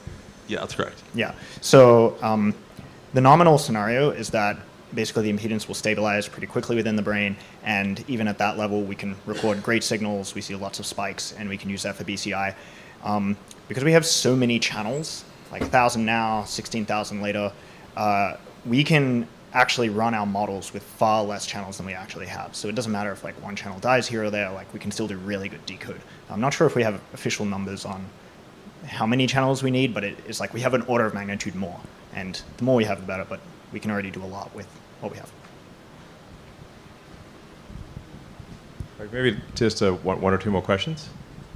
Yeah, I have a question about your very, very long-term inspiration to have this high bandwidth communication with advanced AIs. So it seems like the advanced AI would need to understand the human's most complex thoughts and emotions, and that's what neuroscientists are trying to do. So do you have any ambitions to tackle neuroscience beyond neuroengineering? I can explain it to you, Willie. Wait till they're done. Well, I mean, I think we're going to make the input-output device and the software to interface with it, and I think probably, posed a suggestion earlier, we'll try to open source as much as possible so people can take a look at it, and I think there will be a lot of others that build upon the work that we're doing. The same way that if you make a microprocessor or CPU or computer, that people will write lots of software that runs on that computer.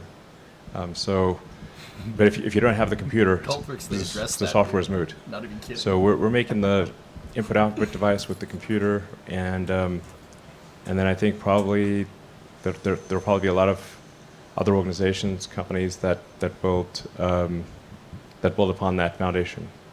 So, yeah. Me too, Woodbine.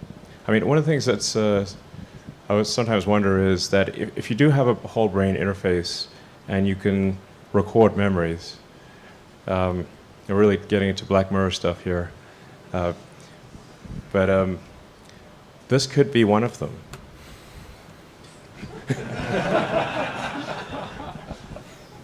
Meta. I also think it's worth mentioning an important point, which is that Neuralink didn't come out of nothing. There's decades and decades of research in the medical academic field that has really set the foundation for what is possible by putting these electrodes in parts of the brain and being able to read those signals, decode it for mapping it to some application. And being in academia before coming to Neuralink, I do think that there's a lot of opportunities for kind of the field to advance at a much rapid rate by having just better tools for observing the dynamics that are happening and then engaging with it in a seamless way. And I think it was Ian who sort of mentioned that it's almost as if like we're kind of building an oscilloscope for the brain, which I think is like kind of a beautiful analogy of just giving us a bit more abilities into peering into the dynamics and using those information, learn that to, I don't know, hopefully understand like what makes us and how the brain works and the whole shebang. Hello. The presentation covered keyboard and handwriting-based input methods.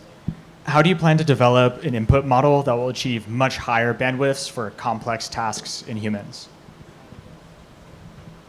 I mean, this is a tough question, and we start exploring this with monkeys. As you saw, we have like we train many monkeys on very different tasks. It's still an open question that we're after. I think hopefully once we get to our first participant, it will be easier to investigate. One of the options we are exploring, as we showed, is to decode handwriting directly. This is a work that started at Stanford, and we are exploring here and trying to expand. There's also different, in addition to just decoding different things from the brain, we also try to provide the user different, maybe user-like interfaces. For example, we show different type of keyboards, maybe also swipe and other things that can help increase the communication rate. So we are kind of tackling those in 2 dimensions. Yeah, just one other thing to add in that direction. As pointed out by many people here so far, this is a general I/O system that you can sort of plug and play in different places of the brain. There's other areas of the brain that can help increase bandwidth, for example, language or speech centers that can help you much more seamlessly communicate, for example, text, if that's your main thing that you're trying to do. Yeah, I think just having this general input-output device will just so gigantically improve our understanding of the brain. It's hard to, the words can barely express. Like, right now we're just guessing a lot of what's going on in the brain, but if you have direct I/O, it's no more guessing. What we will learn about the brain with such a device in wide use is absolutely many orders of magnitude more than we currently understand.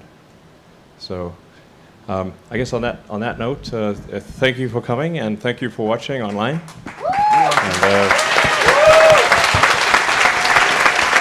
Well, on that note, okay, straight up, dudes, straight up, the Neuralink font right there is the same font as Aperture Science. I'm not even kidding.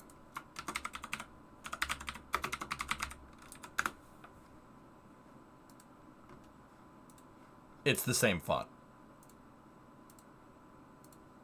It's the same font. That's a little sus. That's That's a little sus. That's a little sus right there, man. Okay, so you guys have questions. All right. Compare the R's. It's different. No. Don't compare the R's. It's not different. Just enjoy my joke and laugh. Jeez. Turn your brain off for a second. Or do I have to get Elon to do it for you? Jeez.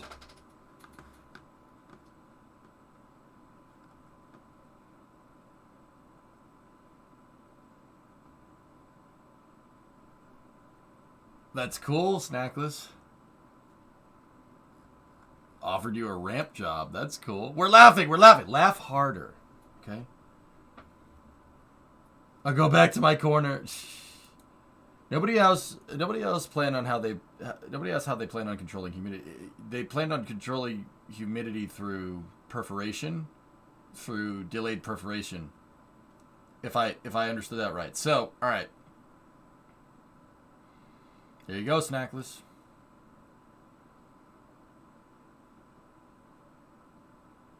Nice. There you go. Opportunity's calling. You gonna answer the call? All right. So, all right. I see a lot of people not understanding about their interface. So, okay, what is Neuralink trying to do? Neuralink stated goal is to basically try to decode the software that's happening up here. That's what they're trying to do. Okay. Engineering at a fundamental level is about what are you trying to do? Neuralink's trying to figure out the software that runs this thing up here, and they're trying to figure out a way to decode said software. Now, how do we do that? It's a brain API. That's what that's a good way to put it. It's a brain API. So, how do they do that? And so, okay, it's important to understand the scale of your brain and how ridiculously complicated it is. Okay?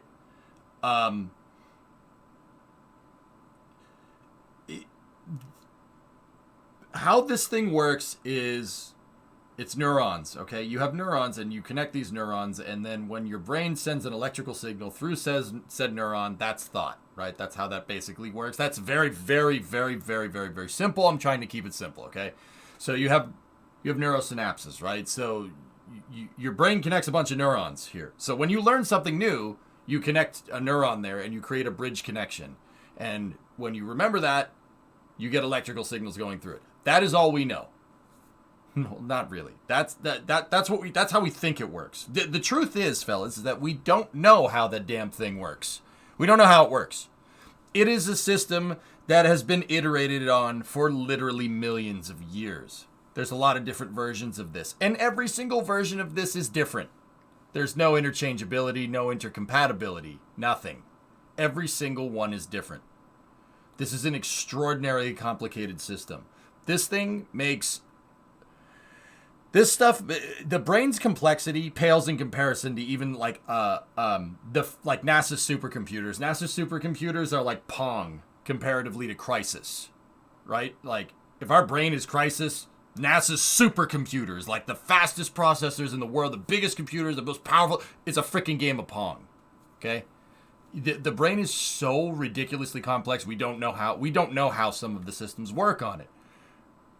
Now, it's neurons, NEU. When you learn something new, you're connecting two neurons together. When you have a memory, that's two neurons connected together. Now, the interesting thing, what we do know about the brain is that different parts of your brain are in different sections of your cortex, right? So they were talking a lot about the motor cortex. Okay, the motor cortex is up here. It's up here at the very top. Now, you can see where mine is because my hair is going away. Your motor cortex is right here. They know that part of the brain is what's connected to this. So you want to make your fingers move, you're using your motor cortex. That's where they get motor skills from, your motor skills. That's the motor cortex. It's up there. Now, I learned a little bit more today, and I realized that our brains are wired, your eyes are wired backwards into your brain, which is a little weird. That's a little strange. But basically, your left eye is on a part of your cortex that's back here on the right-hand side, and your right eye is back on the left-hand side, and it's also upside down, which is weird. I forget what they called that. It's a visio cortex or something. Yeah, that's really strange. I did not know that. I didn't know that at all. Optic chiasmata. You're not trolling me, right? It's literally mirror symmetry, dude. That's weird. It's weird. Telescopes are weird too. Yeah, when you think about how your eyes how your iris interpolates light, it actually kind of makes sense, which is weird. That's what I mean, man. This is really smart. This whole thing up here is really, really well built. Yeah, I know, Fox. Isn't that cool? I didn't know that. I mean, it makes sense. So you have like the part that sees is back here, right? Your motor cortex is up here, and then there was the Cesium. David, where is Phalon? Is that Phalon? It's a Trimaxian drone ship. They had the other part that they said the name of it, but I was too stupid to freaking remember it. Let me back up the cast here real quick. It gets stranger than that. It gets stranger than that. My right occipital lobe stroke took the field of vision to the left in both eyes. Man, what a complicated system, dude. We know dick about this thing. That's the thing. We don't know anything about the brain. We think we know something, but we really don't. Thanks for tuning in. All right. Right here.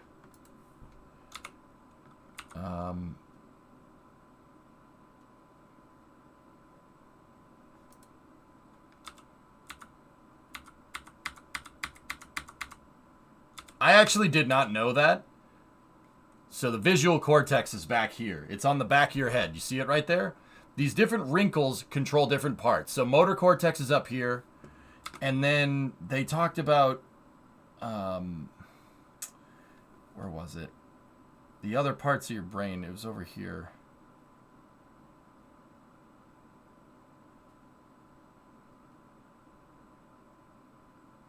I forget. So there's another part that's touch. That's touch input, right? So like if you're touching something, that's the part, it's right in front of the motor cortex, right? So,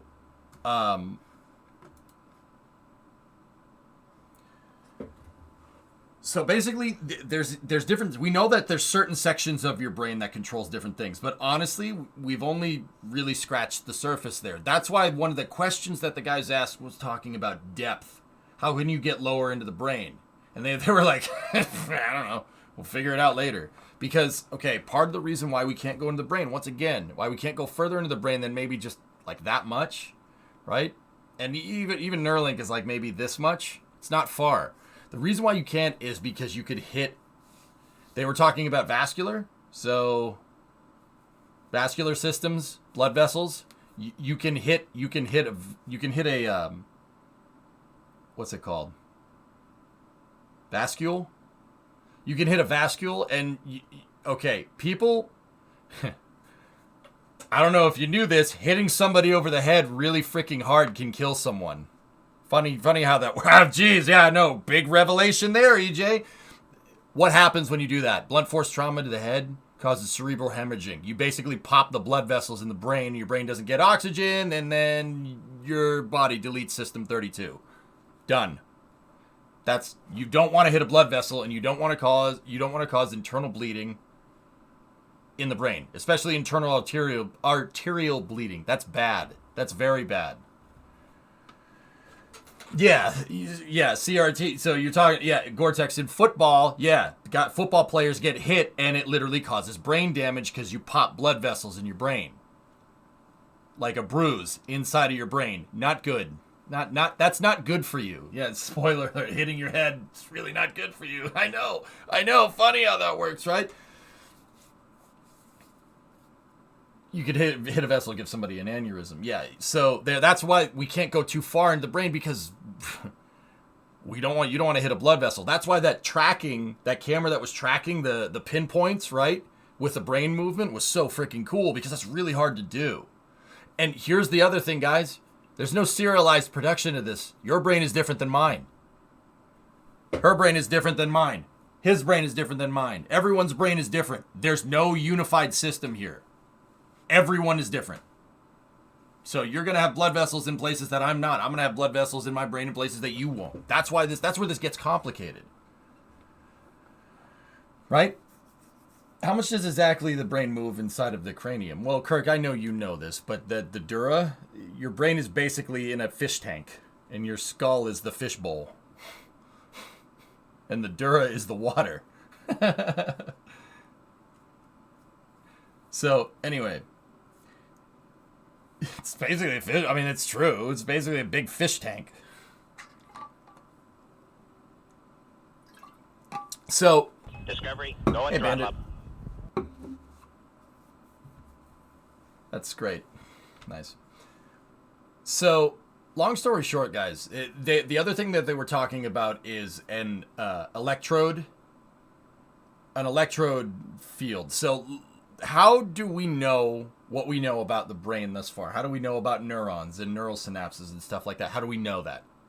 Okay, so DJ said it in the Q&A that this technology, they didn't just poop this out. Neuralink is a relatively new company, but there's already been tons of research done in the neuroscience field. Pediatric neuroscience, geriatric neuroscience, you know, there's been all kinds of stuff done.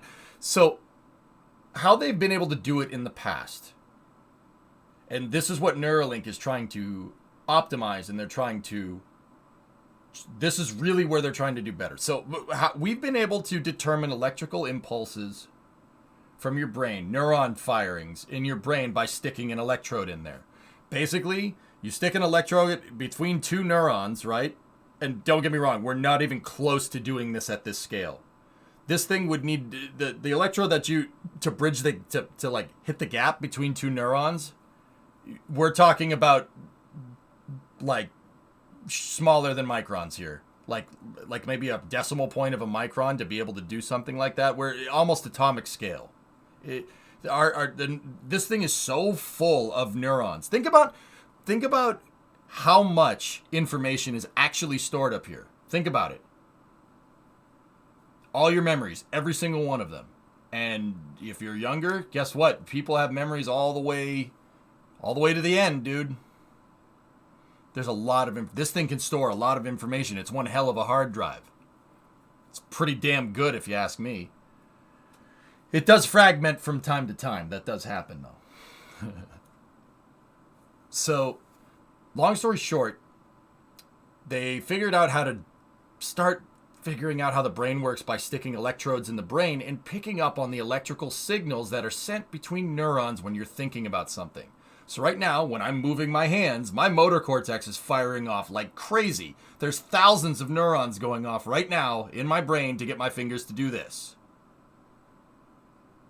So, they figured out that that's how they know that, you know, electrical signals between neurons in your brain are what's doing this. Particularly in neuron, and keep in mind, here's the thing.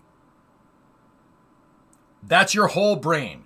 So there are other neural connections, right? In your brain that are for your memories. And they fire off when you're thinking about a nice memory.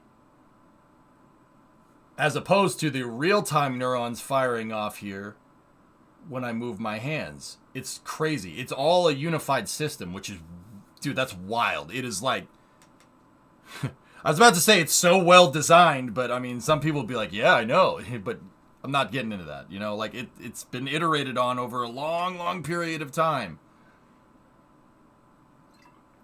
You need to optimize it from time to time, right? So, yeah, like a smell brings back a memory, or a room can bring back a memory. That's neurons firing off in your brain. So here's the thing. They figured out putting electrodes in your brain can kind of pick up on those electrical signals, because you have electricity flowing through you right now. That's how your nervous system works. That's how your nerves work. You're sending electrical impulses around in your brain. Yeah, we run on electricity. Funny how that works. Only our battery is stored as carbohydrates as fat. You know what I mean? Some of us have more battery life than others. You know what I'm saying? Me, I'm saying I'm fat. Okay, so those electrodes that get put in, right? They pick up on those electrical signals. But here's the thing. We haven't been able to make something small enough to be able to pick up on the detail, the sheer amount of detail that our brain has. It's been very primitive. People have been able to control prosthetic limbs by putting electrodes into the motor cortex. The problem is, right, is that the electrodes were they're so big compared to the scale of our brain that, you know, it might pick up on, you know, me moving my pointer finger. It might pick up on me moving two fingers when I just try to move my pointer finger. So it's not conclusive. And that's what they were talking about with the input-output, trying to select the squares and stuff, right? On the grid with the monkeys trying to select the squares. They were picking up on that imprecision that could potentially happen. And they seem to be using neural nets to be able to optimize that precision and decode the neural synapses in your brain for moving your fingers. I would also like to add, this gets complicated. There's a reason why neuroscience is more complicated than rocket science. Get this. We don't have a unified coding system. Everybody learns how to do something a little bit different.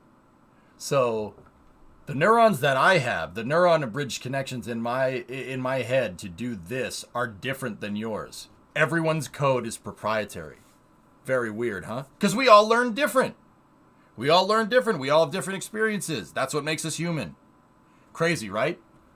So it's not just knowing where, like, you can get a general area of where to put that thing in. Everybody's controlling their fingers and stuff through their motor cortex and legs and walking and any limb movement, right? They're controlling that through the electrodes. But we're talking about, you need to make the smaller you can make these electrodes and the further you can put them in the brain, you get a better understanding of the like, if there's any at all unified code here between how I move my fingers and how you guys do, right? But what's the big deal with Neuralink then? Neuralink has found a way to basically use a laser to make a needle out of tungsten and barium that is smaller than anything else that anyone has ever made ever. So they were talking about channels. They're talking about 1,000, we have 1,024 channels here. Because their needles are smaller, they get a much clearer, literally a clearer picture of what's going on with the neurosynapses up there.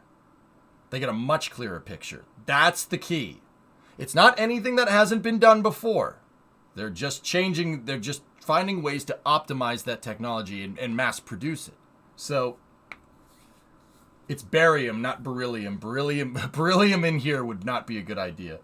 Someone with photographic memory must have a lot of storage compared to the rest of us. Well, dead scum, here's the other cool thing about our brain. You have neuroplasticity. You can be as smart as you want to be, barring some hereditary disposition. So, like if you have like Down syndrome or something, then your brain is not exactly the same as everybody else's.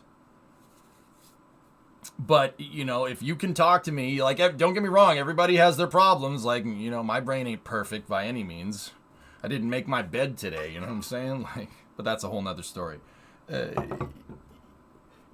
Everyone has a certain amount of neuroplasticity. There is bandwidth to it. But here's the thing, guys. I know people don't like talking about intelligence quotient, right? But your IQ is fluid. You can learn new things. You can literally get smarter. Are you smarter than when you were 15? There you go.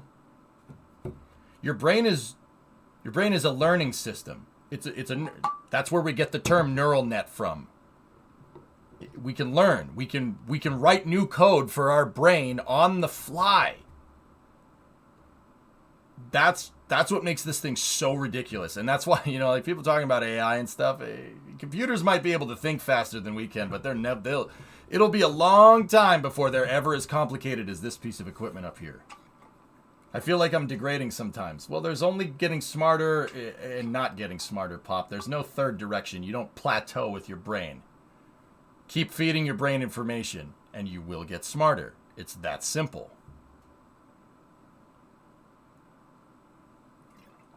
But we need to teach our brain how to drive it. Gotta go for tonight. Thanks for all the awesome conversation. No problem, Kurt. Thanks for watching. This is why RoboCop was better.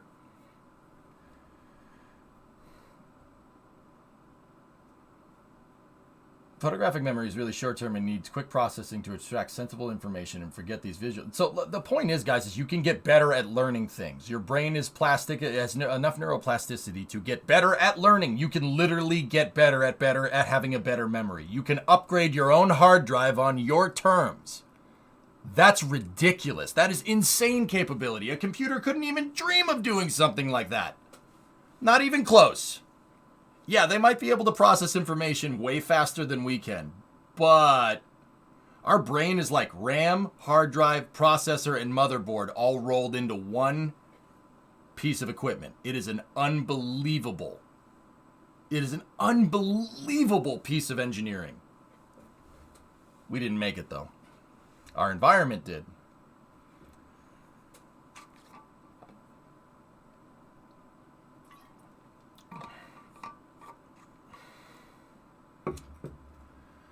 So, what Neuralink has really been able to do is they've been able to better picture the resolution of neurons up here. That's probably not the right way to say it. They've with the smaller electrodes and the very invasive, non-invasive system. I say non-invasive. They literally cut a little piece of your skull out, but it is what it is. Nobody's perfect, right? What they've been able to do is basically sequence these neurosynapses at a much higher frequency than anyone has ever been able to do before, which is really freaking cool.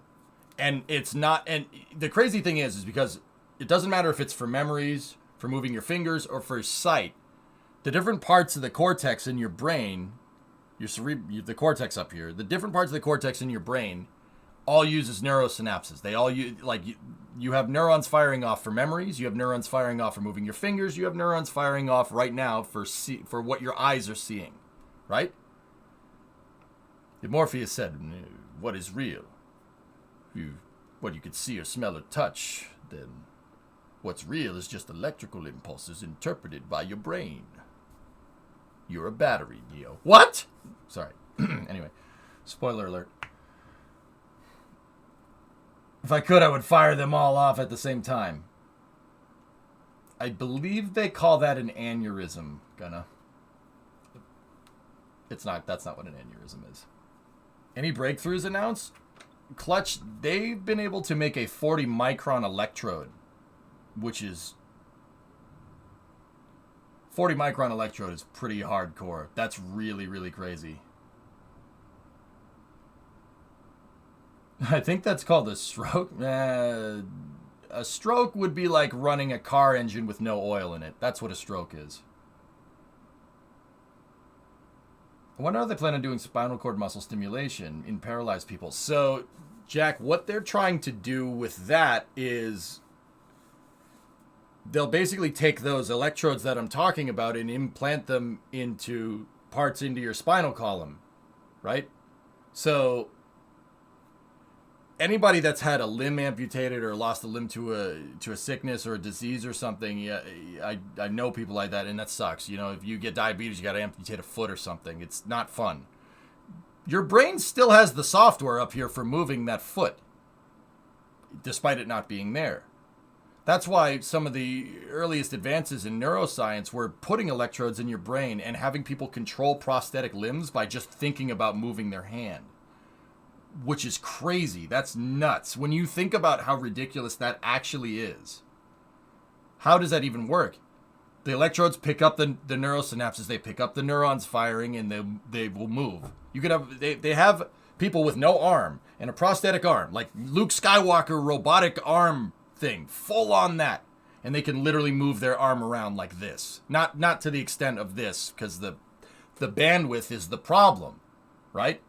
The electrodes that they've sent up there were much too big to be able to pick up on the small finesse right here. You know what I'm saying? So it was just like this and like this. They could, move around, but still. But what Neuralink's trying to do is pick up on the bandwidth here. So how would that work? Like, so if you have a a break in your spinal column, they literally bridge the gap with the electrodes. That's it. They bridge the gap with the electrodes. Simple as that. More like pulling a RAM chip out when the computer is in use. I mean, pick your analogy, caveman. With the present technology, electrodes are still too big to record the firing of individual neurons. Yeah, Chris, that's the big one. We are not even close to decoding the secrets of this thing. We're not even close. What Neuralink is doing right now, they still have a smaller electrode than anybody else, but they're using neural nets to help to try and eliminate the noise, so to speak. That's what they're trying to do. They're trying to basically, you guys, the older viewers will understand. You ever have a TV with rabbit ears, right? They're trying to eliminate the static using a neural net, using AI. That's why they showed all those server racks with all those different Neuralinks being prototyped on. Read the second half of your message. There's a lot of people typing paragraphs, my dude. Since they won't have any brain-generated data in the spinal cord to transfer their models. Yeah, I don't know, man. I think it just bridges the gap. I think that they seem to heavily inferred that you could just bridge the gap and it works. But I don't know, man. It's neuroscience, dude. I do rocket science, okay? I do rocket science. This ain't neurosurgery, dude. It's not rocket science, man. I mean, it's a little more complicated than that. You know what I'm saying? I don't know. That's out of my league, dude. But yeah, the long story short is that we don't have electrodes that are capable of being able to detect individual neurons. Our brain is just that frigging complicated. It's that complicated. You know what the crazy thing is? Even a monkey's brain. So species that are similar to us at a genetic level, like a chimpanzee, monkeys, apes, they have 98% commonality in terms of DNA with us. The 2% is what makes us, that 2% deviation. But even a chimpanzee's brain is extraordinarily complicated compared to us. Like ridiculous, like not compared to us. Return to monkey. Compared to like anything else. We'll have trouble decoding a monkey's brain. They are. Because even though it's not as complex as ours. Crazy, right? I just looked it up now. The thinnest needle is about 2 strains of hair now, and Neuralinks is about half a strain of hair. Mind-boggling. Yeah, man, it's the electrode size. We are a mutation. Yeah, you could. I mean, if you want to look at that way, I wouldn't say mutation. I would say evolution. But evolution is just a series of genetic mutations that favor the fittest, I guess. You know what I mean? And keep in mind, the fittest, the fittest might not necessarily be the most complicated system. You know what I mean?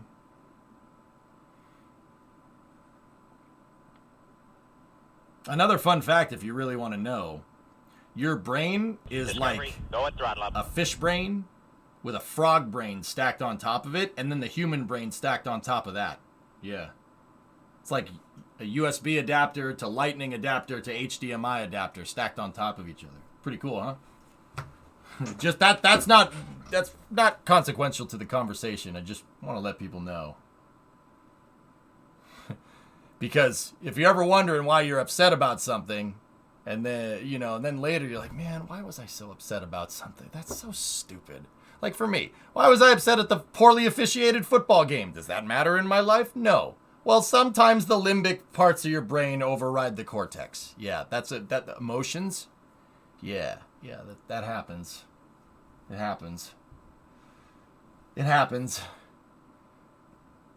Like, why did like you're in high school, somebody was making fun of you. Why did you punch him in the face? Well, I punched him in the face because the limbic functions overrode the cortex functions. They don't really work together. It's kind of one or the other right now. Yeah. I saw that, Ian. You process a picture. Yeah, I saw you posted on Twitter. You've been doing that. That's cool, man. Also, just read, Neuralink says that they have developed a robot capable of rapidly inserting many flexible probes into the brain, which may avoid the problems of tissue damage and longevity associated with larger, more rigid probes. It's pretty cutting-edge stuff, Chris. It's nuts. And don't get me wrong, medical is not my field. I just thought it'd be cool to learn about the brain after I watched one of these Neuralink things. After I watched one of these Neuralink presentations a little while back, I'm like, you know what? It'd probably be cool to know how that works if we're going to keep watching stuff like this. So we can have this conversation, and I can teach people how it works at a very, very, very basic level. I'm no neurosurgeon, man. I'm not even a rocket scientist, you know? As Elon said, the best thing to decode our biological neural net is an electronic neural net. And as Gull said, it can be interchangeable with monkeys, pigs. They said it in presentations. Yeah, so there is some commonality, Blue Flare, but everybody learned how to write differently. You know what I mean? So they're we got to figure out where the differences are, and the only way to do that is to be able to be more precise with detecting neurosynapses, which is why they were talking about the electrode's kind of sphere of influence and how many neurons are inside of an electrode's detection zone and stuff. That was one of the questions. It's really cool stuff, dude.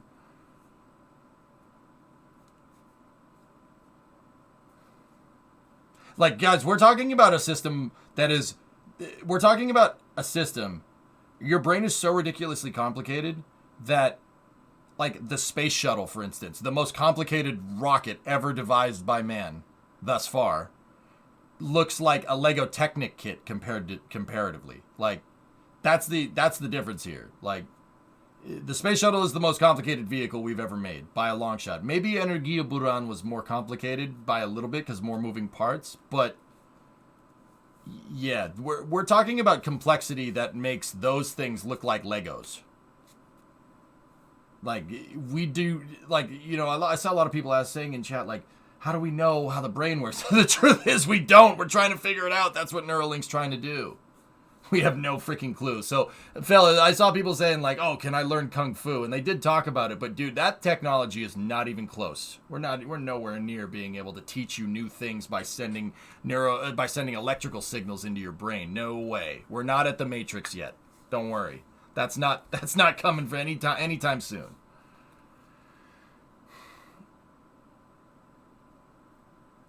I love how there were no dumb questions during the Q&A. Amazing when you don't have mainstream media outlets looking for clickbait headlines. Yeah, all those questions were really freaking good. Yeah, they were really good. Here's the thing. There are a myriad of neuropathologies that can lead to blindness, paralysis, etc. At the rudimentary level, it's very promising, but the science is still going to be very limited. Yeah, that is basically what I was just saying. Yeah, we're not close to being able to, like, plug in a flash drive and learn Spanish. You know what I mean? ¿Dónde está la biblioteca? Buenos días. Tengo ir al baño. Did that just happen? Anyway. I take it further, EJ. A modern cell phone makes the computer systems on Apollo look like Legos. Our brains make cell phones look like Legos. Yeah, that's a better way to say it, Hunster. You're right. As I said, the neural net is there to make it plug and play so you can find the commonalities. Yeah, exactly, Blue. Yeah, that's right. You're right. It's nuts, dude. That's wild stuff. But yeah, you know, I think it's important to know, guys, that, you know, how smart you are, you denote that. You denote how smart you are. So learn something. That's kind of the underlying message of this stream. You can get smarter all the time. I mean, that's why Destin's channel is called Smarter Every Day. Because if you're not getting smarter every day, what are you doing? There's no third direction. You're either getting smarter or you're not.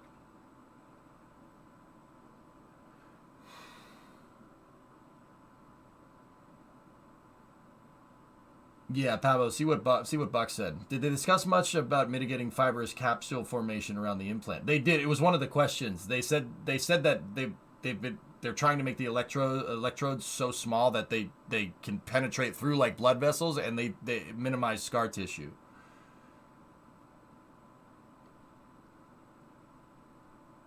I wonder if the download would overwrite existing stuff.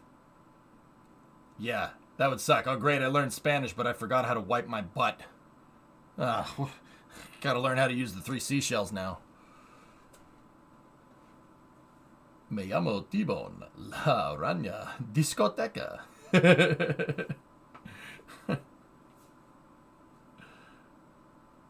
Yeah, don't get, like, I saw people saying, like, oh my god, don't. This is strictly input and output right now, guys. They're not even close to writing software for your brain. Not even close. This is the mouse and keyboard, not the operating system. You know what I'm saying? 3 seashells are superior? Yeah, of course they are. Imagine not knowing how to use the 3 seashells, am I right?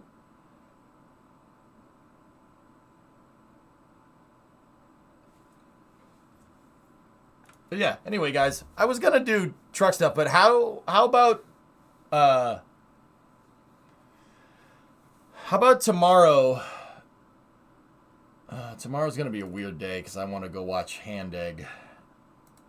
The Hand Egg game is late though. I think it's a late game. So what we'll do is I